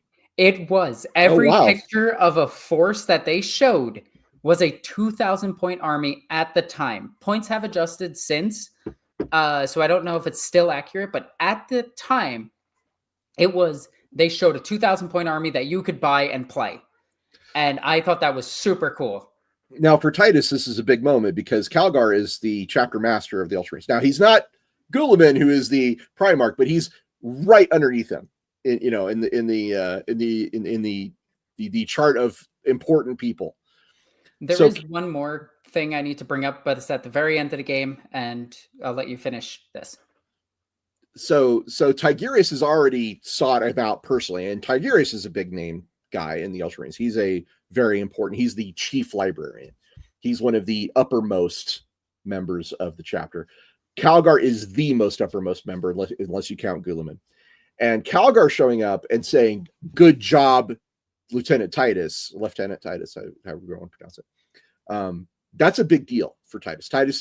That's Titus getting that seal of approval from not just other members of his chapter, but the head of the chapter saying, you did good. You're a good guy. We're glad to have you." So it's a really big deal. There is a moment where Titus dies, and he hears a voice, and the voice says, "Rise, Titus, son of Guilliman." And he gets up, and that's when Calgar is like, "Hi, how you doing? I could use my fist to pick you up." Now, when the game was originally dubbed, the voice line, if you turned on the text so you could see all the voice lines, it did say it was from the Emperor. The Emperor himself is blessing Titus. Now, that's your hang on. Maybe. No. That was the thing. And then they went back and redid it and took away that it was the Emperor that said it. And it was just that. The creators of the game on their Twitter profile did say originally it was the Emperor speaking to him. But the game has been retconned a little bit since then. So Titus's whole protection could actually be the Emperor's blessing, similar to how Sisters of Battle resist the warp. But we don't know. The real thing about how Titus resists the warp so much is probably just his sheer willpower. Yeah, I would. So my expectation is that they will probably just never talk about it again. My expectation is that because Space Marine 1 was made in a different era of Games Workshop under a different regime. No. This was Space Marine 2's ending. Alexis. Yeah. In which of these games is Titus's resistance to the warp most important and significant to the story? The second game. That would be the first game. It would be the first game, because that's the whole reason Leandros suspects him. It's the whole reason that Thrax puts him away. It's the whole reason that the Chaos Lord is like, "Oh wow, you should really join us because you're really good at holding." In the second game, he freezes all of the Ultramarines. The Lord of Change freezes all the Ultramarines in place. And the only one who can move is Titus. The only one who could fight against it was Titus. Gadriel, Chiron, and Calgar are all immune to this effect. They're not immune. The other ones are slowed. Fine. Heavily. But he's immune. Well, okay. I'm just pointing out it's not just him. And if it wasn't for Titus moving, they wouldn't have moved. I believe you're reading a lot into that. Let's just put it that way. I feel that him having that resistance is just as important in the second game as it is in the first. I'm going to disagree with you. I'm going to say, in my opinion, it's far more important to the story of the first game than the second. It's a plot point in the first game, though. It's a significant plot point in the first game. That's my whole point. And I have a feeling that they're going to move away from that. Well, unless, let me put it this way, unless he gets rules in the rule book that say he has this ability, I imagine it's just going to become less and less of a thing it'll over probably time. just be a 4-up, feel no pain against psychic powers, like all psychic resistances are in 40k currently. But the original script for Space Marine 2, not this one that came out, but the original one made by THQ, was that Titus was going to fall to chaos, and his warp resistance was just a blessing of the dark gods. Like he was going to join the Deathwatch, and then he was going to fall to chaos and become a renegade. I don't think that's true. I've actually spoken to the writer of Space Marine 1, and I don't recall that as part of our conversation. So I don't think so, but maybe. Yeah, that was possible. Written on Twitter by the creators. Like I said, maybe someone above the writer decided that, but the writer, when I spoke to her, she didn't really have that as a thing. But who knows? Maybe she changed her mind, or maybe the guys above her decided this is the way it was. I don't know. But I would expect his resistance to the warp to be, and again, unless it's part of his rules, I expect that to become less and less of a thing over time. I think it's going to be a plot point in the third game. But again, it's going to just be he's resistant again. Well, we're about to see Titus in the 500 Worlds. We're going to see there's going to be all kinds of lore. There's going to be all kinds of rules. Yeah, but they're probably not going to address it. I think I would be surprised if they did. That's kind of my point. Is that if it's addressed in 500 Worlds and if it's on his character sheet, then currently? Maybe. I'm curious. I'm going to check his rules for 10th edition. Okay. For his older model. Let's see. Character, older Titus, which is weird that Titus has two characters. Sorry, I saw a comment here. Master of Disaster 93, Lord of Change, casually activating the world. Or I think what he actually means is the world, which is, of course, a move from JoJo's Bizarre Adventure where everybody gets frozen. So I think that's what he's referencing there. So Titus's abilities in 10th edition currently, keep in mind this is old Titus, not the new one. Lieutenant Titus. He has a Feel No Pain 5-up, which most resistant characters do, but he has it to everything, which is way better. Sustained hits 1, which is pretty okay. He actually sucks because he doesn't have the lieutenant keyword. No, he has the lieutenant. He has the lieutenant keyword, but not the lieutenant rule where a captain can also join him. So he's unfortunately a terrible character. And then he has, if he was destroyed by a melee attack and hasn't fought, you roll a d6, and on a 2+ he fights, and then he dies. So the 500 Worlds is the next thing coming up. I think we can all say that there's probably going to be a Space Marine 3. There is. It's already been confirmed. Right, and that's going to be about Necrons, because the Necrons, but it's going to be Necrons and Chaos. Right, just like the first two games, it's probably going to be like Necrons, but surprise Chaos. Who knows? It wouldn't surprise me, since it is the 500 world. It's going to be Necrons, and then it's going to be Death Guard, because the Death Guard have attacked them previously in the Plague Wars. Although them coming back immediately seems a little bit silly, but I mean, it is 3K, so whatever. You had something you wanted to bring up about the end of Space Marine 2, and I just want to make sure you got Oh, no, that was it. It was the not Gilliman, that the Emperor talked to him. Except he didn't. Well, he did, but then it got retconned that he didn't. He retconned that he didn't, yeah. Or retconned that maybe he did, which is still weird. I mean, so it's, if you're a Black Templar and you do your thing to become an Emperor's champion, you see a vision of the Emperor. It's not uncommon for Space Marines to see visions of the Emperor sometimes. Just depends on the context around it and how and when. So there's that. But it would definitely be interesting if the Emperor had decided that Titus is such a special boy that he gets personal messages. That would be very interesting. I don't know why, but I mean, I'm in the more current lore for the Emperor himself, he has been appearing more and more in the actual like novels and everything. He's appeared as a child. He appeared to to Mortarion and Gilliman. He's The appeared Lion as a He's fisherman. appeared to Lion. He's appeared. He appeared to somebody, and then Celestine appeared. So the Emperor actually being more active in the universe makes a little bit more sense. It's been pretty consistent, and I like that. But the weird child thing is kind of bizarre. We did forget one part of Space Marine 2 that's a big part of.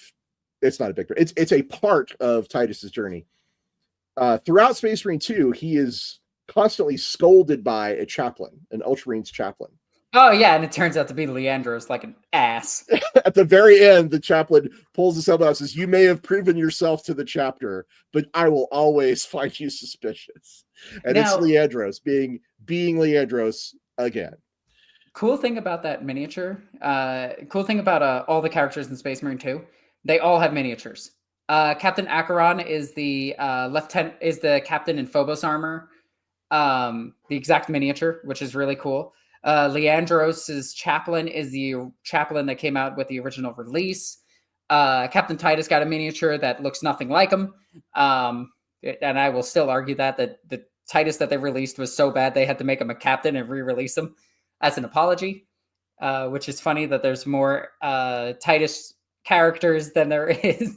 There's more Titus and Cato Sicarius characters than there is AdMech characters for the tabletop. The joke is there's only one. But we have a plethora of 40K games coming out that are canon. Are they a plethora, though? Because plethora is too much. I would say so. There's way too many fucking gotcha games with 40K. Well, I'm looking forward to Dawn of War. Why are there 4 card games? I want to play through the Space Marine games, and of course, there's plenty of cool 40K out there in the video game space. I still haven't played the Grey Knights game or the Chaos Gate. I haven't played the Mechanicum game. I haven't played Gladius. The Mechanicum, the Adeptus Mechanicus game. Yeah. Absolute fire. It is probably my second or third favorite 40K game of all time. So Titus at the end of 2, though, he ends up basically, surrounded by victorious Ultramarines, and he gets the laurels of victory, in fact. Yep. Awarded to him by Calgar, which basically elevates him to being second company captain again. Cato Sicarius being now elevated to the Victrix Guard. Yep, captain of the Victrix Guard, which is weird because he's not captain of the first company. He's a captain of the Victrix Guard, which means that there's 2 captains in the first company, but we're not going to get into that. I mean, it's one of those things where, listen, it's a very special situation. This guy came back. We thought he was dead, and he turns out he's awesome, and we kind of owe him for some shitty treatment. So let's make him a captain and move Cato into the Victrix Guard for a little while. It'll be fine. I promise. Yep. It'll be fine. One of the things that we should talk about is that the Captain Acheron, and what is the other guy that died? Trajan. Yeah, Trajan, not Trajan Valoris, but an Ultramarine Trajan. They and not a company, but a Soul Blade or something like that. I can never remember what they're called. The Strike Force of Space Marines went to attack a Genestealer cult uprising. The Genestealer cult unfortunately did win and killed them, which is kind of crazy because they just kind of died off screen, and it definitely wasn't GW just making room to get Captain Titus back. Well, a couple things that we did left out too is that to destroy the obelisk, Chiron. To destroy the obelisk that was anchoring the warp gate, they had to call in a strike cruiser to ram it. Yep. Which was amazing. No, they didn't call in a strike cruiser. They found a strike cruiser, crashed on the planet, and activated its engines and flew it directly into it. So they hit it with a strike cruiser, which is pretty amazing. And it's actually Gadriel's idea to try reversing the polarity of the device, basically to shut down the warp gates, which it's out of the box thinking, which Titus commends Gadriel for.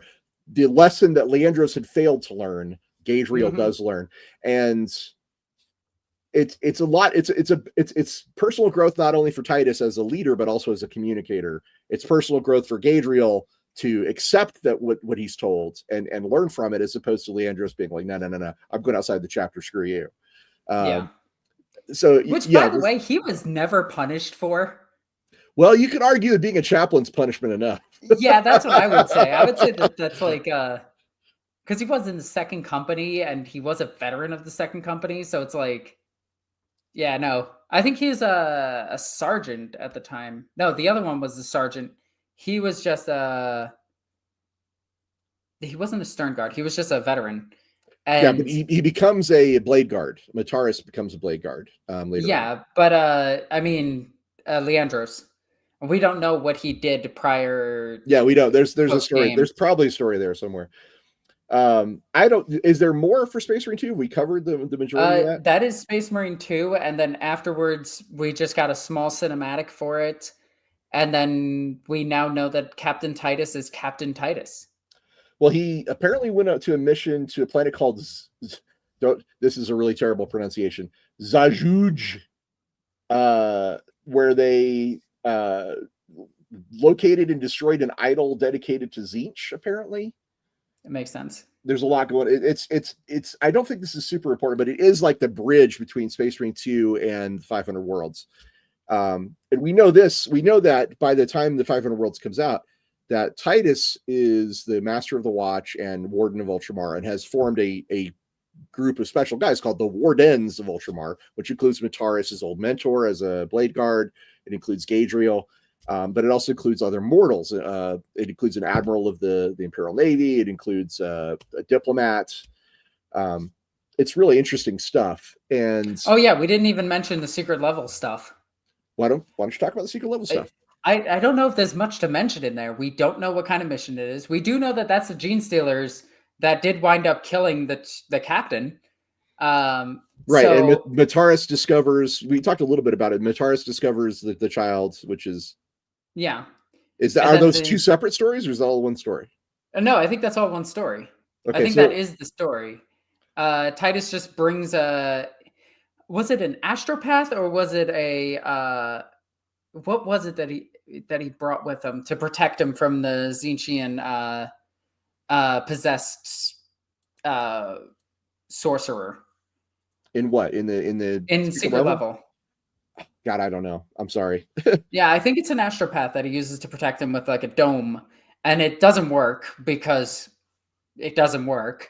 The astropath is quickly overwhelmed and then killed, and then the sorcerer proceeds to try to fuck them all up and nearly kills one of them, nearly kills the other, and then gets to Titus, and Titus is just like, I ain't afraid of nothing, kills her. Oh, you made a mistake. I have a mental condition against that. And goes ahead and gives her the old 1-2. And when she's dead, outside, they apparently, Titus and oh God, what is his name? The guy with him. Mataris? Mataris, thank you. My brain just completely stopped on his name. Because I keep trying to say a damn Pokemon name whenever I think of him. Like, I keep wanting to call him Mataro or something. No, that's a Mortal Kombat character. Yeah, that's Mutaro, yeah. Yeah. But they either fight their way away from that Gene Stealer cult uprising, or they get picked up by a Thunderhawk. Probably just get picked up by a Thunderhawk. Like, there's a lot of Gene Stealers there. But I should check to see if there's any super chats we haven't gone over. I think there's only the one from Victor. Yes. Metagross. That's a good one too. Is it this one? Yes. So Victor says Titus is the face of Warhammer 40K, the same way the Master Chief's the face of Halo. Changed my mind. Not yet. You're correct. Not yet, I would say. Because Halo is built around Master Chief. Every time they show something for Halo, it's usually with Master Chief involved, except for like ODST, I think. Titus is getting there. He's moving in that direction. I think Titus is the face of the digital 40K. Well, I mean, we talked about how unusual it is to go from a video game to an animation to another video game to a actual miniature game release. Like that's huge. That is enormous. There has never been a character created by a third party who's been integrated this deeply into the core lore. I'm trying to think if there's any setting I know where a third party created character has become as important as Titus is to 40K. That I can't think of any. I mean, the last one was Carib Cullen of the Red Scorpions, maybe, or the guy in charge of the Blood Ravens. But Gabriel Angelo's got a miniature. Yeah, that's true. Getting a miniature is big, but being the cover, the 500 Worlds of Ultramar, that is all about Titus. It says so. Like one of the books is called Titus. Yeah. So he's getting just the fact. So getting a miniature is big. That's important. But this is a step beyond. Titus is being treated like a celebrity, and Victor's not. He's not 100% correct, but he's definitely on the right track. Like he's not wrong. They're working towards making Titus a Master T-Flight character. Oh, wait a minute. I know a setting where no, because it's technically not third party. I would say Starship Troopers, where the movie is so unlike the actual books. It's made by a third party because it was a Warhammer parody. And then I love them.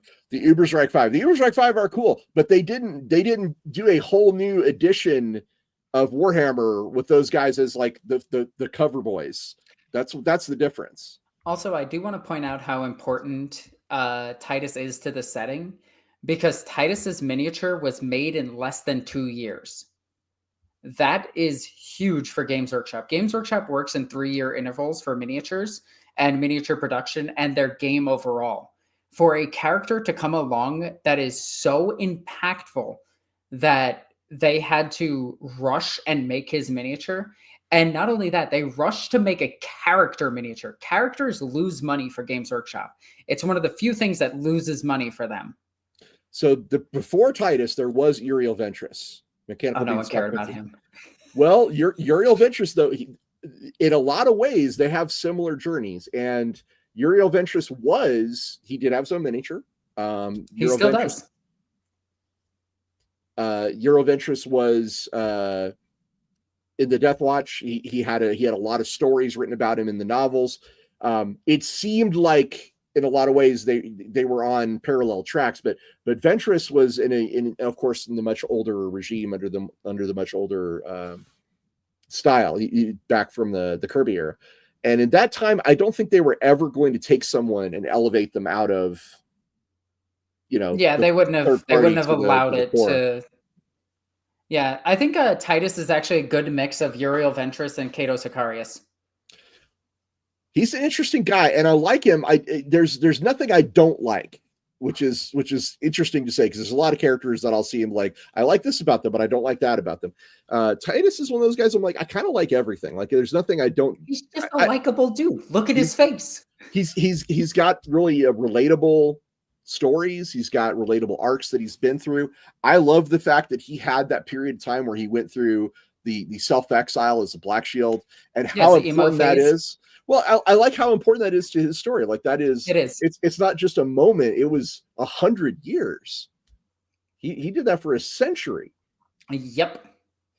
Which is kind of crazy. Yeah. Also, he didn't join a kill team that had Primaris in it, so he had knowledge of the Primaris prior to rejoining the Ultramarines, because he was with Deathwatch, and Deathwatch had Primaris. Yeah. Mike points out that the Demon Kalaba was something that caused Ventress to become less interesting or less popular. The Demon Kalaba was for those who don't know, there's a novel.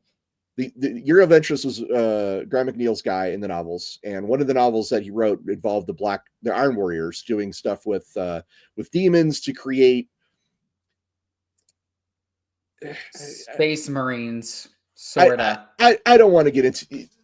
Look it up yourself if you're curious. It was kind of gross and nasty, and a lot of people were really into it. And I think the unpopularity of that particular novel, that particular idea, kind of followed Ventress around, which is a shame, because it's not really his fault.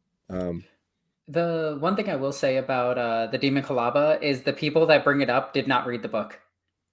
Like, if you ever see like people talking about how grim dark 40k is and they bring up the Demon Kalaba, guarantee they did not read the book. It is just a weird thing. I'd be fine if we never mentioned it again. Let's be yeah. I'd be just fine if we never had to talk about that again.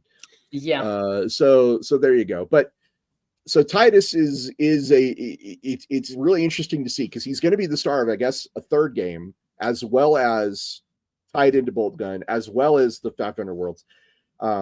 Let's see what happens when the 500 Worlds comes out, and it's going to be really interesting to watch. I'm very curious to see how far they're going to take this and how big a role he's going to play, because it could be like Victor suggests. It could be that this is a way to, don't worry about it, Mike. You're totally fine. We absolutely love you. You're great. I expect people to bring it up now, especially after I said I don't want to talk about it. I expect that to be a thing. That means you have to. Oh God. You just doomed yourself.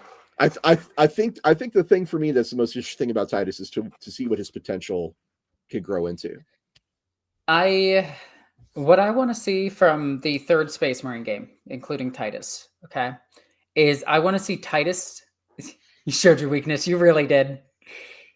I want to see Titus take a lesser role and more administrative role in the third game, and for them to continue the game with other characters and build up other characters. So that way we can keep going with the Space Marine game. So it's not just Titus the game. But I do think Titus should be the main character of the next game.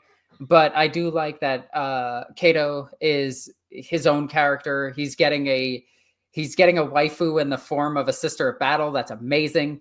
We finally get to see the Sisters of Battle actually doing some crazy shit in Bolt Gun 2. I'm just excited to see the future of actual like FPS's third, what is it called when it's over the shoulder camera angles? Third person shooters. Yeah, the third person shooters. I'm excited to see where we go from here. Like, we know the Lion is now in Dawn of War 4. Or Dawn of War 4. Sorry, I forgot the third one even existed for a second. Most people did, unfortunately. I still like its story. I will argue that it had a funny story. A lot of the story elements of Dawn of War 3 were really good. The game sucked, but the story elements were good. I did like the Eldar trying to find their twin so that they could pilot a Titan. I thought that was really cool. That is cool. That's a fun part of Craft World lore, of Asuryani lore. But I think you raise a good point. There's a lot of interesting things happening. They're coming down the pipe. We've got if Amazon gets that show made with Cavill, we could see some really interesting stuff happen. The live action eventually. Secret Level showed us that animation is a great space to move into. I'd love to see an animated show for Warhammer. And like you said, Dawn of War 4 is coming with the Lion, which that could be really cool. I'm really curious to see how the Lion's going to react, especially to the Blood Ravens. Yeah, I mean, he's going to be looking for his shield. He's like, hey, you guys have like a bunch of Dark Angel stuff. Could you just like give it back? Hey, what do you have my second helmet? Hey, stop stealing my first helmet. What other games do we have coming out? We have Mechanicus 2, which I'm stupid excited for. We just have a plethora. Like, I am so happy with all of these games. Dark Heresy is coming out, Professor. Oh, yeah, Dark Heresy. Yeah. That's going to be a lot of fun. Personally, very excited for it because I created almost everything for Dark Heresy. So really excited to see I want them to have full voice acting in it, though. It'd be nice. It'd be really nice. I hate when there's like partial voice acting, because it's like, oh, right, there's going to be voice acting the whole game. No, I have to sit there and read everything. Dang it. Now I'm just going to do the same thing I always do, where I skip all the dialogue. So Titus is being positioned to be more of a background figure because he's now Master of the Watch and has administrators and his command squad, right? Like, his command squad is literally, you can go check out Wardens of Ultramar on Games Workshop. I think it's Warhammer, is it Community? Or anyway, they showed it. They showed his command squad on Warhammer. I want to say Warhammer Community, but it could be either one. But you can go look at it right now. You can go look at it right now and see like who he's got, because he's got an admiral, he's got a diplomat, and a few other folks. He's got I think Mataris is the ancient holding his banner, and his blade guard is Gadriel, if I'm not mistaken. I love this set. It looks so cool. Yeah, but it seems that they are positioning him to become more of a named guy. It just sucks that you're going to take a background guy. It just sucks that from a gameplay perspective, you're going to take all of the saves on that Blade Guard veteran with them. And yeah, it's going to be like 4 up, 4 up, 4 up, 4 up. All right, he's dead. I guess the humans can start tanking it now. So they die, and then you keep the ancient as long as you can. So it's an astropath, a diplomat, the liaison to the Astra Militarum, essentially the defense auxilia. You've got the Commodore of the Ultramar Defense Fleet, and then you've got the Blade Guard and the Ancient. So 3 Space Marines and 4 Mortals in a command squad, which is very unusual. That's different. But it is uniquely Ultramarine. Like that is an Ultramarine approach, is to involve not just the Space Marines, but also Did that work? The Mortals. What am I supposed to be looking? Do you want to bring up a stage? There we go. Hey, there we go. Yeah. Oh, it didn't bring up the actual picture. Oh, dang it. Hang on. I'm going to try that again. We got this. So let me do this. I mean, it did work, but it wasn't what I wanted exactly.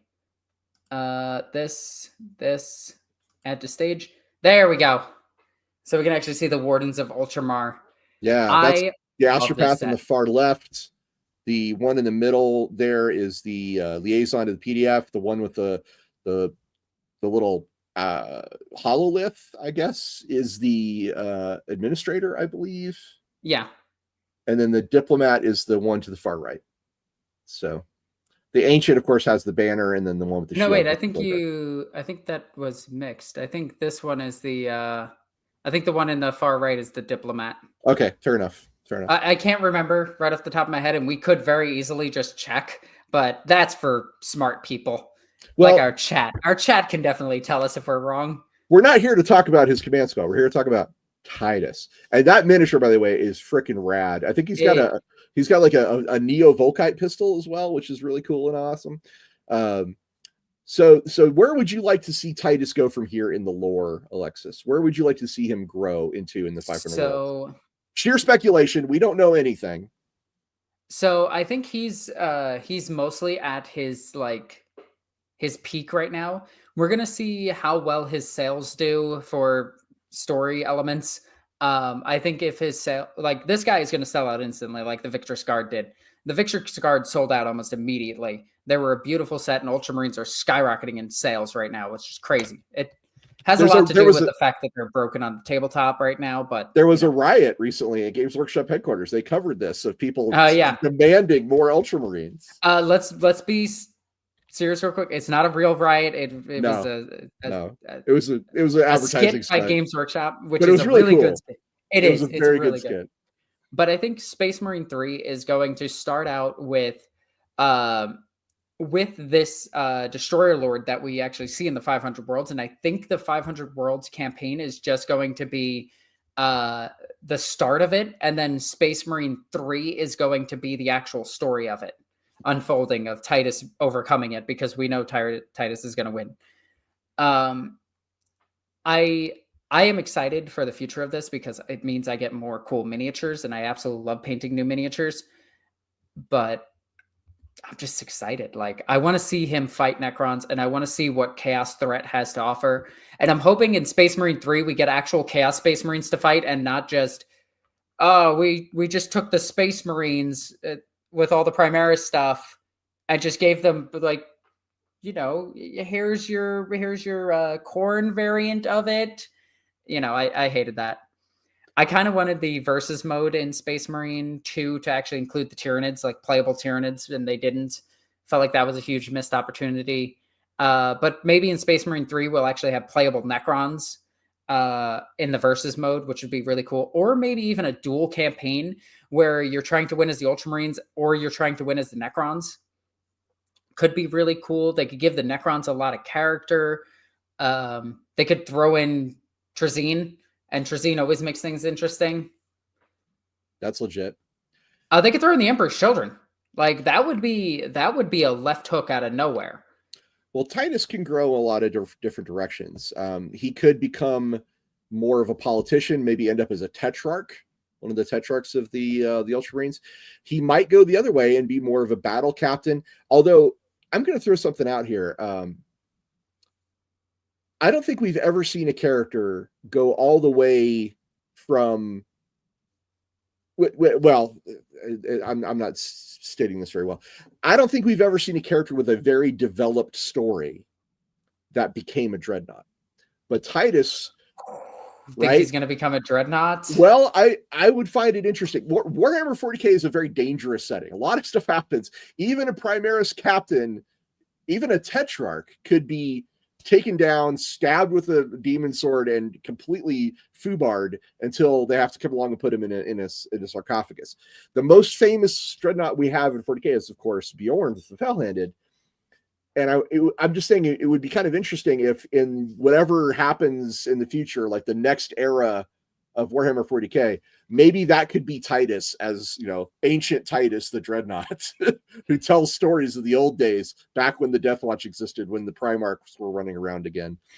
That'd be kind of fun. Victor's got this one with Davian Thule. Yeah. Yeah. Now, and he was a Blood Raven, wasn't he? Yes. Yeah. So it's, to be clear, Blood Ravens being a third-party chapter, their stuff is generally not as close to, if it's not the rule book, it didn't happen, kind of a thing. But it's interesting to see where this goes. So Shapp has a point here. Professor Shapp says Titus does well going from battle captain to tetrarch to chapter master, killing greater demons. Meanwhile, Leandros is there eyeing him suspiciously, going, I will be watching for the slightest twitch of you faltering. Yeah, I can see that being their dynamic. Even as a dreadnought, he's getting heckled. Okay, hear me out. I want to go along with this. Khalgar becomes the dreadnought. Oh, that'd be interesting. Let's give him a third model this edition. Well, I'm not saying it's gonna happen. I'm wildly speculating. I have no actual knowledge of any of this stuff happening, but I'm just saying there's a lot of places Titus could go. And again, his potential is really one of the most fascinating things about him. He could become that face. He could become the Master Chief of 40K. Yes, Mike says, they fight the Emperor's children, and Big Papa Fulgrim appears and puts him in a dreadnought. So the reason that Fulgrim could put him in a dreadnought is the poisonous blade he carries. Well, that, and he is, 2 for 2 on fighting Primarchs. Yeah, but he's also Fulgrim, and Snake Fulgrim looks bad. I hate that we had 2 Fulgrim releases, 2 demonic Fulgrim releases, and the one from Forge World is just astronomically better than the one from 40K. You mean the Heresy one? Yes. Yeah. The Heresy one looks really good. Yeah, it looks really good. I have it up on my shelf. I absolutely love that. I bought that one instead of the new one, and I just run that one as the new one. Well, I don't know if there's that much else to say about Titus. We've covered his appearance in the 2 video games. We covered his appearance in the secret level. And we've talked about what's upcoming. We don't know. Like, there will probably be a part 2 of this after 500 Worlds comes out. And we'll be like, hey, here's what's happening in 500 Worlds. Here's what's happening with Titus. I'm excited to see what happens with him and where this directive to reconquer all 500 Worlds, where that goes. Because that's kind of interesting and exciting. And I've mentioned this before. I was not an Ultramarines fan until until they started doing some really cool stuff with the chapter, which happened only about 20 years ago. They started doing stuff with the Tyrannic War veterans, and then bringing in the. Did you know they brought that back? Yeah, I'm saying they've been working on developing the Ultramarines for a long time, and when they started putting serious effort into it is when I was like, okay, now I'm on board with the Ultramarines. So this is all like to a recent convert, someone who came to the Ultramarines the last 20 years. I'm old. I love what the Ultramarines are doing. I love where they're going. I love their characters. I love the Victrix Guard. I love Cato Sicarius. I love all that shit. So Titus is just another cool ass Ultramarine that I am excited to see advance. Go Titus. Rock on, brother. So I currently run Ultramarines in 40K tabletop, obviously, and I played them in a tournament very recently. Ultramarines are a ton of fun. I absolutely love their paint jobs. I don't paint mine as Ultramarines. I paint mine as my own custom chapter. This way I can play as any chapter I want, which is one of the best ways to actually play Space Marines is to play your own chapter. But I absolutely do love the new Victrix Guard. I converted my own, and I am going to buy the Captain and the Wardens of Ultramar. I think it's great. I just love the fact that we got a miniature like Titus that looks terrific with a command squad that is very uniquely Ultramarine. I do like that GW has been listening to the community and putting more character back into Warhammer 40K as a whole. And we got this with the Tyrannic War Veterans, which are now not just locked to Space Marines anymore, Ultramarines anymore. Anybody can take, any chapter can take the Tyrannic War Veterans, but the way to do it is that you do take the Blades of Ultramar detachment. You can play it as any chapter, and then you give a upgrade to any of your captains, your unnamed characters. Your librarian is a really good choice with this, and you give them Tyrannic War Veteran upgrade enhancement, and you stick them in a squad of Stern Guard, and you have the Tyrannic War Veterans, and they're so good now. They are insanely good. I ran them as a squad of 10 with 2 heavy bolters and just mowed down squads with them. They were so much fun. The Victrix Guard have been super fun. I'm hoping that this Captain Titus is playable because I have a sneaking suspicion that his rules are going to be very similar. I think his bolt gun is just going to be the same as the bolt carbine, where it's strength 4, AP -1, 2 damage. Still a really good bolt gun. It'll shoot twice, which is good. I think his chainsword is still going to have 8 attacks at AP -1 and 2 damage. Again, still good, but not great. And I think he's going to give something different than sustained hits. Now that he has the captain keyword, that means a lieutenant can also join his unit. So I'm really hoping he gives devastating wounds, and then this lieutenant will give him sustained hits. This way you can combine them both into a Victrix Guard squad, or you can combine them into a Blade Guard veteran or company hero squad. And you can have these blenders on the battlefield that actually feel like Space Marines. That's my rant about tabletop gaming and where I want the Ultramarines to go with the miniatures anyway. I also do want the Venerable Dreadnought to come back. I think it's a miss that it's not back, and you could make a Venerable Redemptor Dreadnought at this point. I think enough time has passed that you could be like, hey, or the Ironclad Redemptor Dreadnought would be cool. I really like that Dreadnought.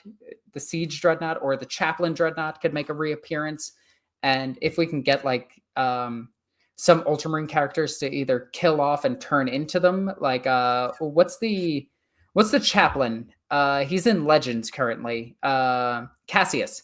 If Cassius could die and become a Dreadnought in his rebirth, that would be amazing. So the chat seems to like the fur cape on Titus quite a bit, and they're saying they really want that in the third game. They want him to wear the fur cape. Oh yeah, he better. I think the third game is actually taking place when he is captain. So one other mention that was brought up here was the Mike says in the trailer, according to Titus, he's been given an impossible task by the Primarch to reclaim 500 worlds. And one of the questions that chat had was like, is that a criticism of the Primarch? Is that un-Space Marine-y? Not so much. I think 500 worlds is a big ask. Yeah. I don't think the Primarch would disagree that is a hell of a task to lay on a captain.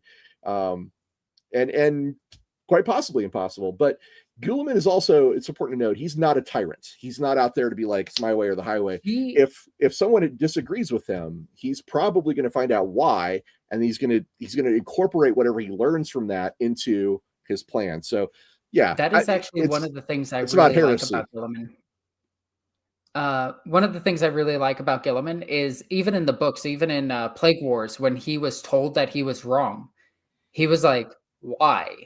And then he had it explained to him. And he was like, all right. It was the faith argument and the argument about like godhood. And yeah. Yeah. Mike says it's just really, really, really, really, really, really difficult. I mean, there was this one human that conquered a whole bunch of planets. Oh, yes. Lord Solar Macarius, of course. Yep. That's what you're talking about. He just needs one of those. Yeah, the 1 in a billion commander. That was there's a whole period of time around that guy, the Macarian Crusade. We could just go on and on about it. I would love to set a role-playing game somewhere in the Macarian Crusade, but isn't that what the new game's homeworld is? Imperial Maledictum. Maybe Macaria? Yeah, one of their homeworlds actually has his ship just floating around it, constantly burning fuel. So I'm going to do this because it's timely, no other reason. Yeah. Elemental Exposure says, thank you, sir. Ross is calling Robbie G. Guliman. Have I been saying it wrong all along? Great stream. Thanks, guys. Pronunciation of 40K things gets weird, okay? They have an official book now, and it is Gilliman. He's wrong. It's Gilliman. I'm joking. I mean, it's Gilliman, Guliman. It's definitely not Girly Man. Let's put it that way. It's actually pronounced that booty Killaman. Or Robot Gorilla Man. It's I'm pretty sure it's Roboot Guliman is the pronunciation. Gilliman or Guliman. And I say this because I actually had to check, like January of this year, I was actually like speaking directly at Games Workshop about how you pronounce certain things. Like there's the Skitarii, right? With 2 eyes at the very end. Yeah, which should be Skitarii. Right. In if you use strict Latin translation, it would be Skitarii. And Horus Heresy had just released these guys called Inducti, which were 2 eyes as well. And I was pronounce it Reductii. Right, which again, using Latin, that would make sense. I had to ask them, and they were like, "Well, it's like Skitarii, it's Inducti," and I was like, "Oh, okay, that makes sense." So sometimes pronunciation is just you got to just ask. There is a skit, I can't remember where it's from, but it's a time traveler coming to the future, and he looks at a word and just goes, "Who's Motorcycles?" Because he's trying to read motorcycle. I wish I could find that, because I don't know what to type in to find that. So anyway, but that does, I think we've exhausted all the actual lore on Titus. Unfortunately, yes. For right now, that is all of the lore that we have, including the people around him. That, weirdly enough, a lot of his characters around him only have lore because they're around him. They don't have like lore of their own. They don't have a book series of their own. So right. It's kind of like But we did say we were going to show off some miniatures. Do we want to do that now, or do we want to wait? We could do that now. And as we're doing this, because this is a special thing that we're trying to do at the end of our streams, where if you send us pictures of the armies in progress that you're working on, or pictures of stuff that you have personally worked on, we are trying to get a bunch of collages together. And at the end of our streams, we want to talk about your paint jobs. And, you know, we're not here to critique them and be like, your brushstroke actually kind of sucks right here, and you should get good. We're here to be like, hey, cool miniatures that are awesome. Let's look at them. So if you want to send pictures of the miniatures you're currently working on, or miniatures that you have worked on in the past, you could go to our Discord, the Lorebeards Discord, or my own even, if you're a member of that one. I barely use it, but you can send us or just add us in the Discord itself. It's under 40K minis, and we will bring them up at the end of our streams and talk about them. Michael Beanstalk does Mechanical Beanstalk, excuse me. Wait, his squad member in Space Marine 2, he's talking about Chiron here, was an original Primaris. He grew up on Cal thousands of years ago. That's some lore. Yeah, we did mention that earlier. Yeah, he has barely lore. But I mean, most of the characters, I should say most of the characters around him only have lore because they're around him. Well, none of them come from like their own book series before him. Chiron is awesome, though. It's important to point out. Like he's not a Leandros. He's actually really cool. And Need Extra Sleep asks if we're planning on streaming the Alcat Rogue Trader Dark Heresy games. I would really like to. I I need to make more of a priority of that because it would be a hell of a lot of fun to play that online. But are we ready to look at some minis? And actually, before I jump into that, it's important to point out we have some bona fides. Like I've painted miniatures, but Alexis is actually I'm a professional painter. She's a professional painter. She does commissions and other things. That doesn't mean that I'm good at painting. It does. It kind of does, actually. No, professional only means for profit. Listen, I would say that I am good, not great. I am not Golden Demon level. I am good. Right, but you can. On my desk, I got this guy. Blah, she is certainly qualified to judge and give feedback on paint jobs. She can tell what a good paint job looks like. I myself have been a former Golden Demon judge, so I can bring some of that analysis to a model and tell you, like, you know, I know what looks good, and I can tell you like some ways to make it better sometimes. But actually, she's got a lot more experience than I do in painting, so. Especially with more recent modern. In 2025 alone, I have painted I have painted 400 plus miniatures. Right. So when we speak about minis, we're not just some guys. We actually have some bona fides on these. And let's look at. You want to look at some Chaos minis? Oh heck yeah! All right. So here we go. These are from a guy on the Discord who goes by the handle of Wendigo. Is it? Is there a number? Wendigo 800, I think. Yeah, I think it is. Yeah, Wendigo 800. This is Wendigo 800. So this is an Emperor's Children tormentor. Mm-hmm. Tormenting. And it is not easy to get that shade of pink correct. It is not easy to get that shading done. That's really nice. So I've been commissioned to paint Emperor's Children. And I can tell you, if you don't have an airbrush, painting pink, in my opinion, is worse than painting yellow. Pink, you have to get the shading underneath it perfectly. If you're using a zenithal highlight or a slap chop method, which is, you know, the typical name for it, getting that pink just right is really difficult. This is absolutely beautiful. The mix of pink and black. I forget which warband this is, but this is a paint job from a warband itself. I like the eye lenses are done. You have the tassel on the leg. You have all of the trim, and gods, these miniatures have so many trim. I actually do charge more for Chaos miniatures than I do Primaris miniatures, because Primaris miniatures I can bang out real quick. This kind of miniature takes forever. Mike says, don't like the fact that the new Emperor's Children are black with pink parts. I prefer the Heresy purple. Me too, buddy. Heresy era Emperor's Children, that's where it's at, in my opinion.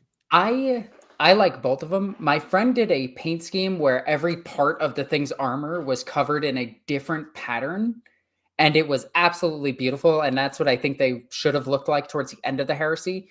And they should have like this caked on armor look where like this paint job on top of paint job, but this is beautiful. And this doesn't look like he took too long on it. It looks like he painted this up really quickly, and it just came out really well. I'm sure he spent a lot of time doing the highlights on the gold and everything, but yeah, I absolutely love this. I think this is fantastic. Let's look at the next one. So we have an Ultramarine Terminator here, plastic Terminator, and it's one of the new ones, if I'm correct. Yes, it is. It looks really good. I like the blue with the white highlights on it. I like the lenses on the camera on the shoulder are really well done. Yep. I always viewed that as the targeter. Like, I'm not sure how to zoom in on this, unfortunately, but scroll wheel should zoom it in. Yeah, it's not working. Oh, have you tried yelling at it? Nah.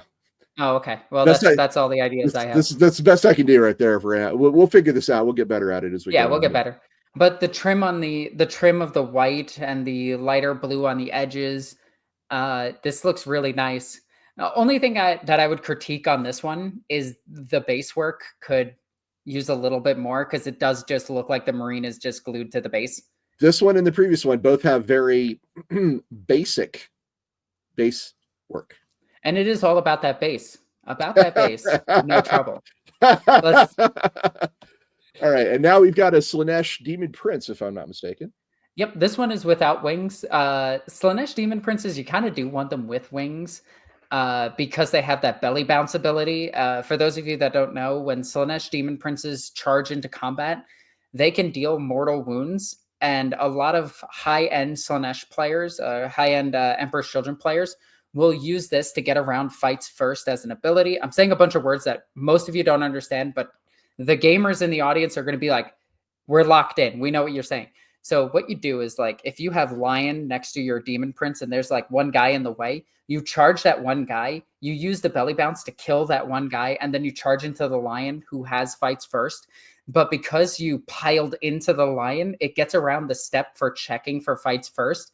So you actually have the charge bonus. So you go first before the Lion, even though he has fights first. If only GW would bring back initiative. I want to point out, I don't think it's confirmed that Wendigo is actually done with these. These may be works in progress. I don't know, but that is true. They're not in the chat. They're usually here.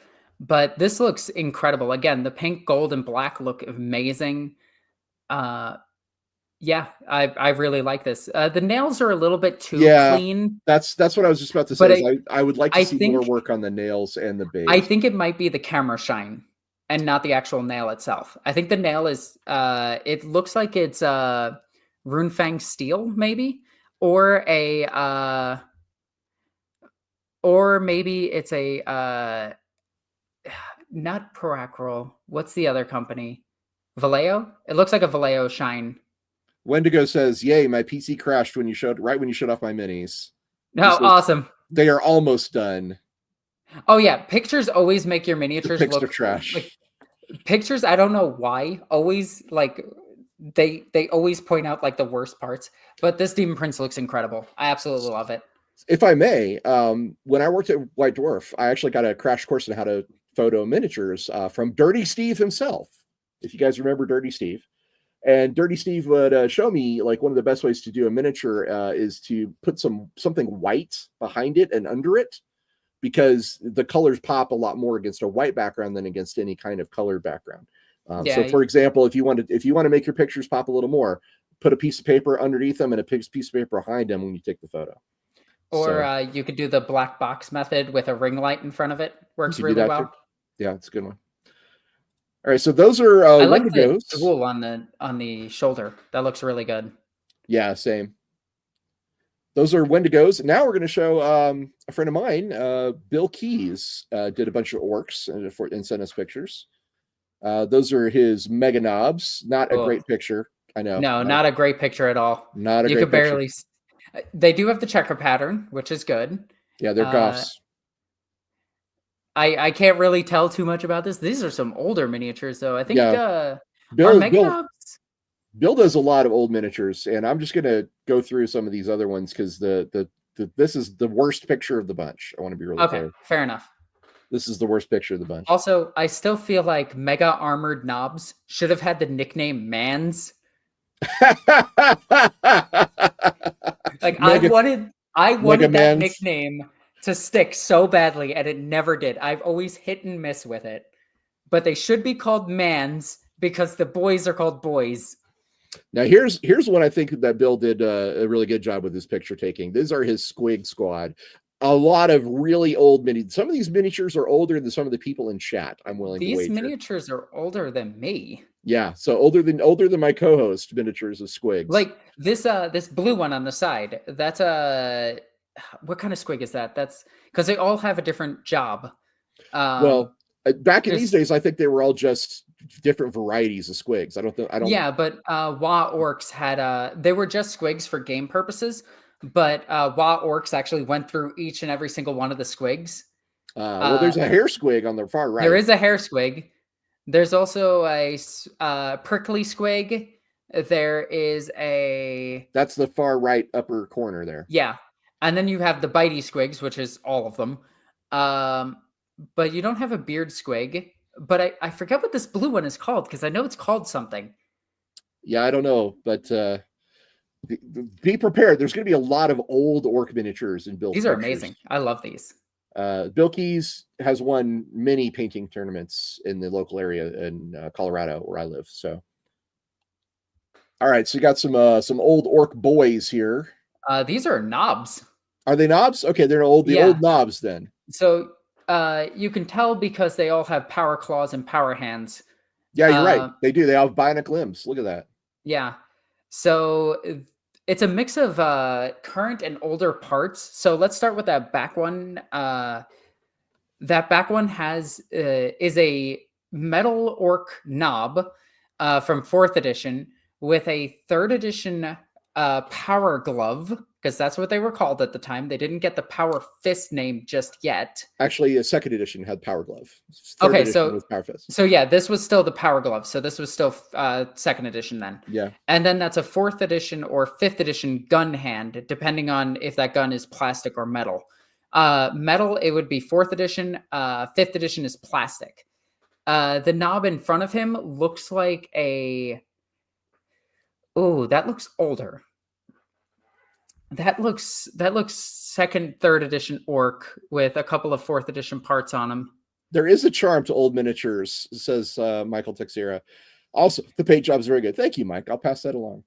Yeah, I absolutely love these. The newest one is the one in the front, and it just has a power glove on, a 2nd edition power glove. This actually looks like the Space Marine one, which is pretty funny. It looks like the one that you get in the box of where the sergeant's just like this. Yeah. Where it's just a plastic hand. There's more exciting stuff coming up, though. Yeah, I love this. All right, what's the next one? Some more boys. These are not particularly exciting, but these are 4th edition orc, 5th edition orc boys. You can tell because they're plastic and they look just like the fantasy counterpart. And their poses are more dynamic as well. So dynamic. You can rotate their waist. That's it. Dynamic. They all look like they're pooping still. Here's a close up on a Burna boy. Where's half his face? He's got a mask on. No. Half his face is missing. No, he's got a mask on. No, half his face is missing. There's nothing there. It took you a minute, didn't it? It's purple. Well done.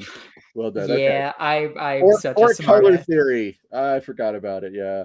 Yep. Blue is lucky. Purple is invisible. Checker patterns is death. Yeah. Yeah, I love it. Red but goes faster. This is a good paint job. You can see the highlights on the muscles is very. It's very good. I like it a lot. He's even got the highlights on the mask and on the blue, on the gun. It looks great. So Bill's really, really good. If I had to say one thing I'd like to see better is, you remember how those lenses looked on the Terminator's shoulder camera? Oh yeah, The goggles here could benefit from that. But I mean, a Terminator is far more of a showcase mini. So yeah, I get it. Than a simple burner boy. No waist, no jaw. That's a Mechaniac. Yeah, or a mech. This is the smaller mech. But yeah, they used to be called Mechaniacs, and then they shortened it to mech. Yeah. This is a mech with a oh god, what is this gun called? It's a custom gun. It's a def gun. No, it's not a def gun. It's not a shock attack gun. It's kind of like a shock attack gun, but it's something else. My god, I should know my orc weaponry. This is a it's not a custom blaster, because that's the Flash Gets gun. It's that's gonna drive me crazy. Somebody in the chat, please save me. It's a lot of DACA. It's way killy. It's very killy. But this gun came along in the set with the Luda guns, with the Luda boys, and it annoys the hell out of everyone because this guy was not good back in the day, back in 5th to 7th edition. Snaz gun? It's not a snaz gun. Okay. That's the Flash Gets gun. Yeah. But this gun annoyed the piss out of people because you couldn't do anything with this boy. You could only build one of them per 10 guys, and you got 2 of them when you bought 2 boxes. So in order to actually make the squad, you needed to buy 3 boxes to make 1 squad. But most people just made Ludas out of their friends' bits because they would just be like, yeah, a bolter gun is a looted weapon. I mean, there's not much else to say about the paint job. It's tabletop ready. Very similar. Yeah, it looks great. This is a knob with a power claw and a twin linked shooter.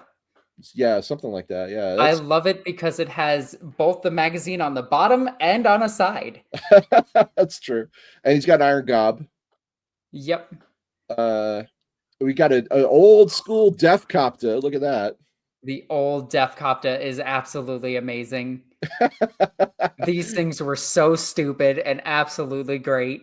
They're gloriously I love stupid. This miniature. Gloriously stupid. Painted extremely well. Bill again is very good at these things.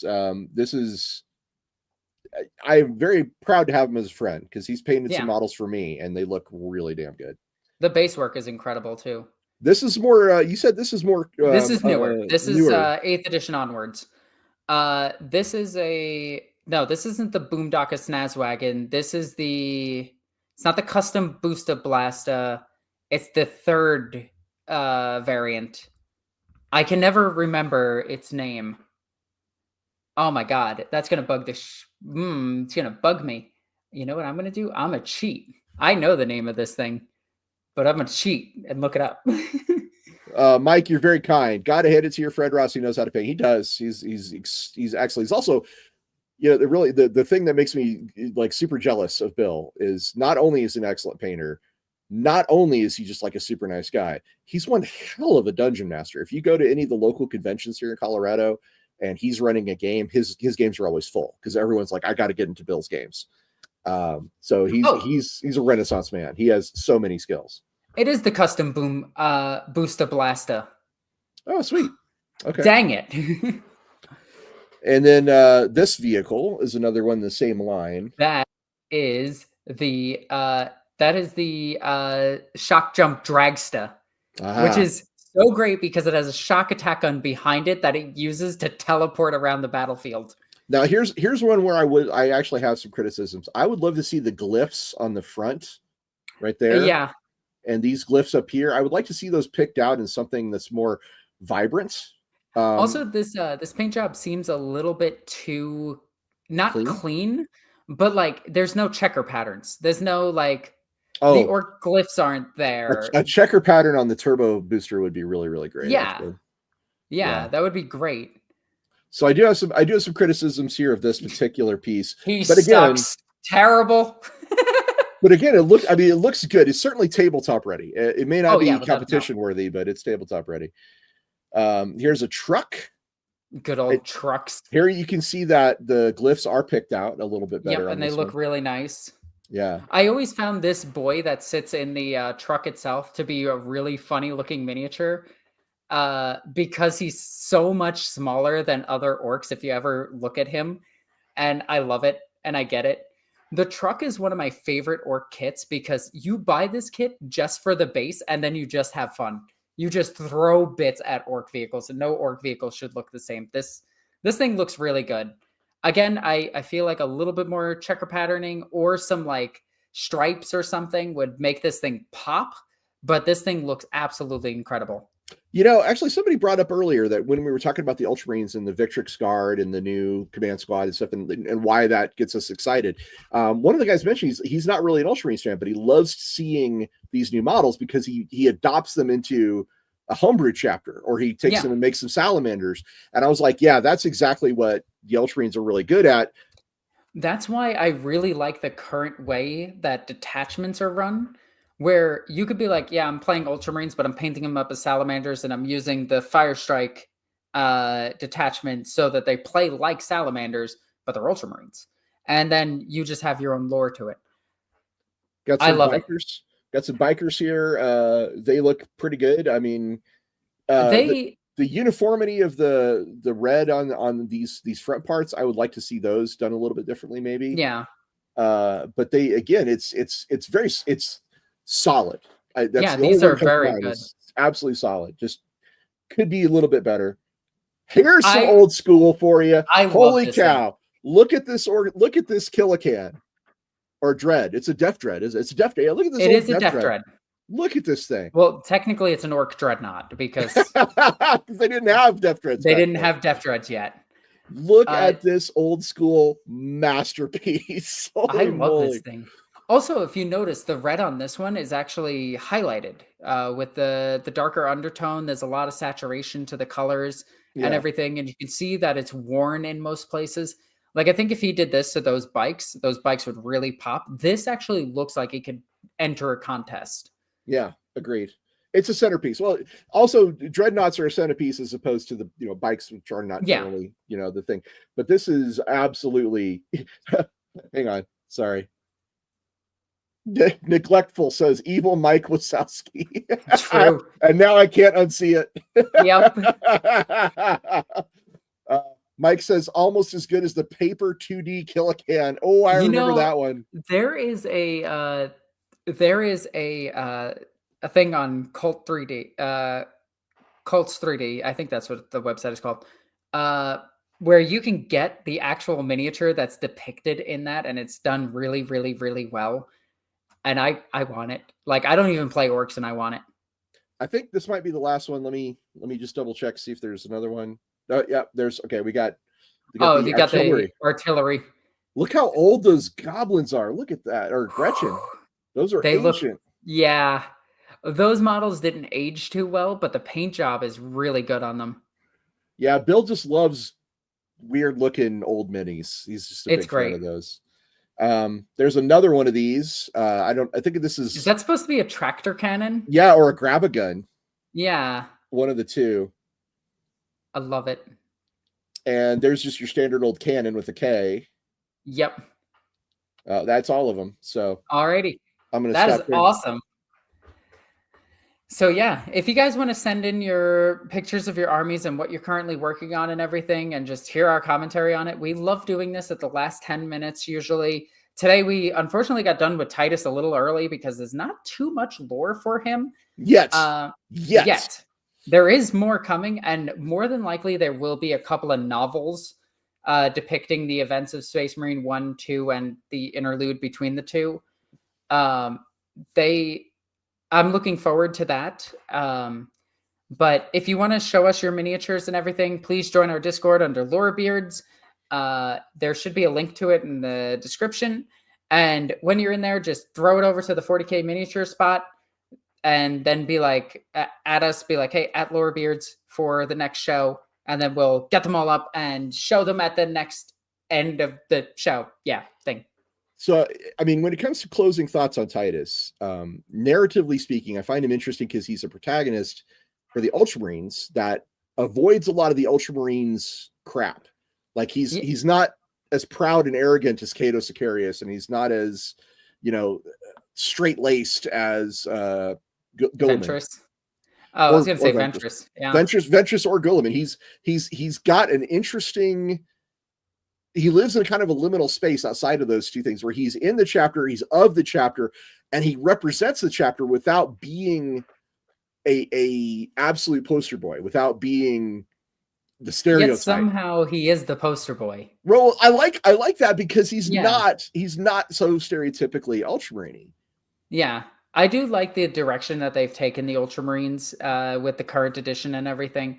And with Titus especially, I love the fact that he is just like they went, hey, let's make a badass Space Marine, but we also want to make it like one of our most recognizable chapters.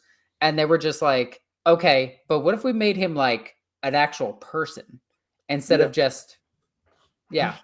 Speaking of what ifs, I think I'd like to fill the last bit of this episode with what could his resistance to psychic abilities, what could that be? So because there's a lot of options here. He could be a perpetual. He could be just like you pointed out, he might have the potential for sainthood or some kind of spiritual connection with the Emperor. He would be the first Space Marine to have a saint level ability.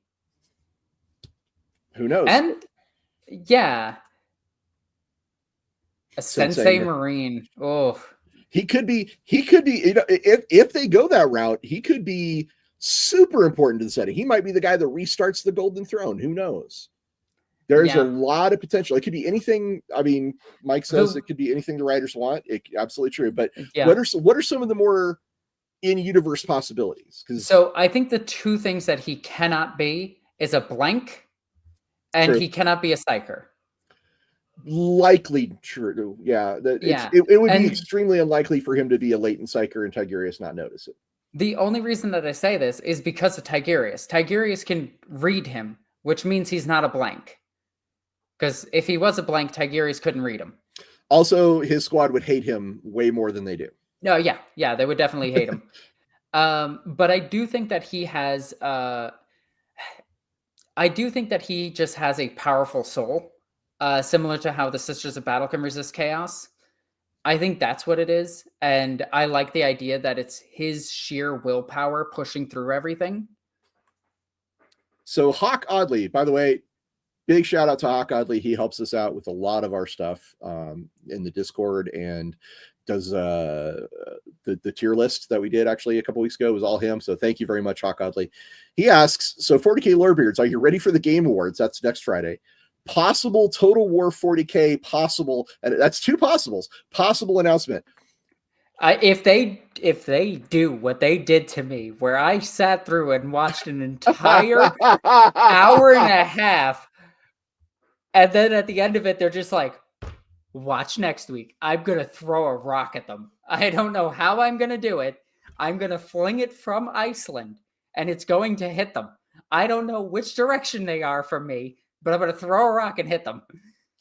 But, listen, man,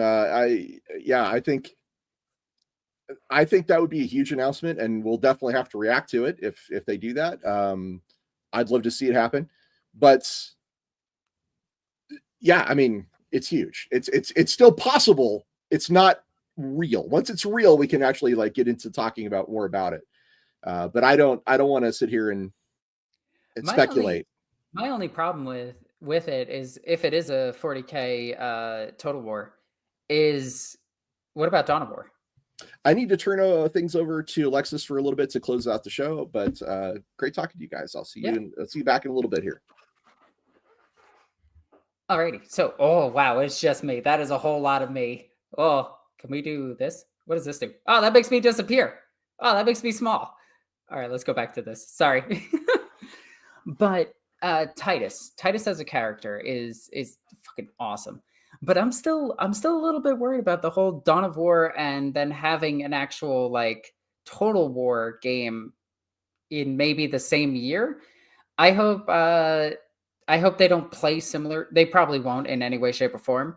But I'm gonna buy both because I don't have any self-control, and that is a serious problem. And we should probably deal with that. But we're gonna push that off till later.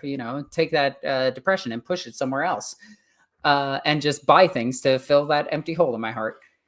Jokes aside, I am looking forward to brand new games. I'm looking forward to Space Marine 3 when it comes out in a few years. I hope it takes a few years, and I'm going to be very, very hard on this. I hope the game takes a few years. And the reason I want it to take a few years is I don't want it to be rushed. I hate when games are rushed and they suck on release. Sometimes they get the whole Phoenix treatment like CD Projekt Red did with Cyberpunk. But, when Cyberpunk first came out, that was a train wreck. But I'm looking forward to all the new games, and I'm looking forward to seeing what Titus does. I really want the new game to be Titus versus like a Necron Tomb World, and then Titus versus either the Emperor's Children or the Death Guard. But I want another Primarch to be in the game itself. If Dawn of War can actually get Lionel Johnson, it makes sense that Space Marine 3 would get Gilliman or one of the Chaos Primarchs. I think that'd be good. Let me say... let me grab this real quick. Did I try the new Reclamation Operations missions for Space Marine 2, by the way? Alexis, I have not. I'm going to be real with you guys. Space Marine 2 as an actual video game, I did play through. I played through it like 2 or 3 times when it first came out, and I played through some of its DLCs when they came out, the free ones, but I have not had the inclination to go back to the game because I view Space Marine's story as kind of mid. It follows point by point Space Marine 1, and while it is a great game and looks fantastic, the story has no characters that are memorable. Like, I remember Lieutenant Mira. I remember all of the acting for Lieutenant Mira. I remember Boss Grimskull. I remember Nemeroth. I remember all of those characters. But Tyranids as an enemy without like a Gene Stealer cult there was kind of meh. And so there was no talking. There was no like great enemy. And then for you to just kill the single Hive Tyrant, I kind of wanted Titus to fight like a Swarm Lord. I'm not going to lie. I kind of wanted like a big battle with a Swarm Lord, not just a injured Hive Tyrant. And the Tyranids being just completely unplayable in any modes after that. The multiplayer also sucking, like it is god awful. Really hurt the game in my opinion. The reskinned Primaris Marines to just be chaos was really a stupid idea. They should have just made them a different faction and actually made us Chaos Space Marines, made us Dreadnoughts right off the bat, made playable Tyranids. And it's not like the assets aren't in the game to make them playable. It just, I felt like a lot of Space Marine 2 is a missed opportunity, in my opinion. Yeah, see, someone agrees with me. Thank you. But the Nids not having characters is always an issue. Yeah, this right here. It is so true. The Tyranids are unfortunately an extremely boring enemy. They have like the whole swarm mentality and everything, but not giving them the ability to talk in any meaningful way at all, like, just hurts them. Like, they could have just had a Magus talking for them, and that would have been perfectly fine. Or had like a character that was following the guard around and would talk to you every time you talk to them, but would conveniently keep like something over their head, like a bandana or something. So you didn't notice it was a Gene Stealer cultist talking as if they were the hive mind and just belittling you, talking you down, talking you to do other things. I think the story kind of suffers from there's nothing in it to do. That's my opinion. Strictly my opinion on the game itself.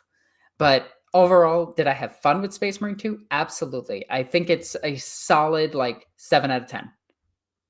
I already read that one. Yeah, because we covered this in our Xenos tier list. Yep. From Wednesday. By the way, if you're not catching our Wednesday show, we have a bonus show we do every Wednesday. We usually cover weird topics like what if the Emperor died and things like that. So last time we did a Xenos tier list. Go check it out. We rated all the Xenos, the major Xenos factions of 40K from top to bottom. So Tyranids are an excellent last stand enemy. Otherwise, it feels like you're fighting the weather. Yeah. Agreed. Yeah. Agreed. Tyranids are an unfortunate, boring enemy. And they're so cool looking and everything. And no Karrigan. Yeah. Again. I honestly think the idea of Tyranids just beaming messages into your head should just be a thing. Or some way of communicating. Something to make them more menacing. Like, give the Death Leaper the ability to talk. Like, that would be horrifying. But that's just me. That's just me. I think Tyranids are a great enemy. And I do think that they have the weakest story in all of 40K. Where it's like, oh, they're a slow-moving threat that is going to eventually consume all life in the galaxy. And it's like, okay. But hitting them with a chainsword is a lot of fun. In the Deathwatch role-playing game, Watch Fortress Ariok has a thing called the Omega Vault. And the Omega Vault has all these little things that come out from time to time whenever they're needed. Okay. And one of the cells near the Omega Vaults is labeled unknown Tyranid xenoform, but the cell appears to be empty. And anyone who looks inside or uses any scanning technology to look inside, it appears to be completely empty. But the Deathwatch will assure you that there is an incredibly dangerous Tyranid life form in there that is just exceptionally good at hiding. It is like the pinnacle lictor of all time, and it just every time you look inside, you'll never find it. It's so funny. Yeah, I had a kick out of working on that one. What? Go ahead. I was just saying, one of these days we should do a cover of all the. I was literally just about to say this. An orc painted it purple. An orc painted it purple, yeah. But we should go over the role-playing games at some point, because I have all the inside jokes on those I can tell you about. The weird stuff that happened there. I do want to say one thing about Space Marine 1 versus Space Marine 2, the enemy choice. Orcs are a terrific enemy. They are as dark as you need them to be, as funny as you need them to be. They are evil, but also just a really funny enemy at the same time. They're an absolute threat to everything that's near them. They're smart enough to be cunning, spelled with a K, and you just have fun with them. And I think that's what Space Marine 2 is missing. Is I hate to say this, but more of a comedic element and more of a female-led character that is important to the story itself. Like Lieutenant Mira versus the what was she in the second game? I forget. The woman in the second game. I can't even remember what she was. The Astropath?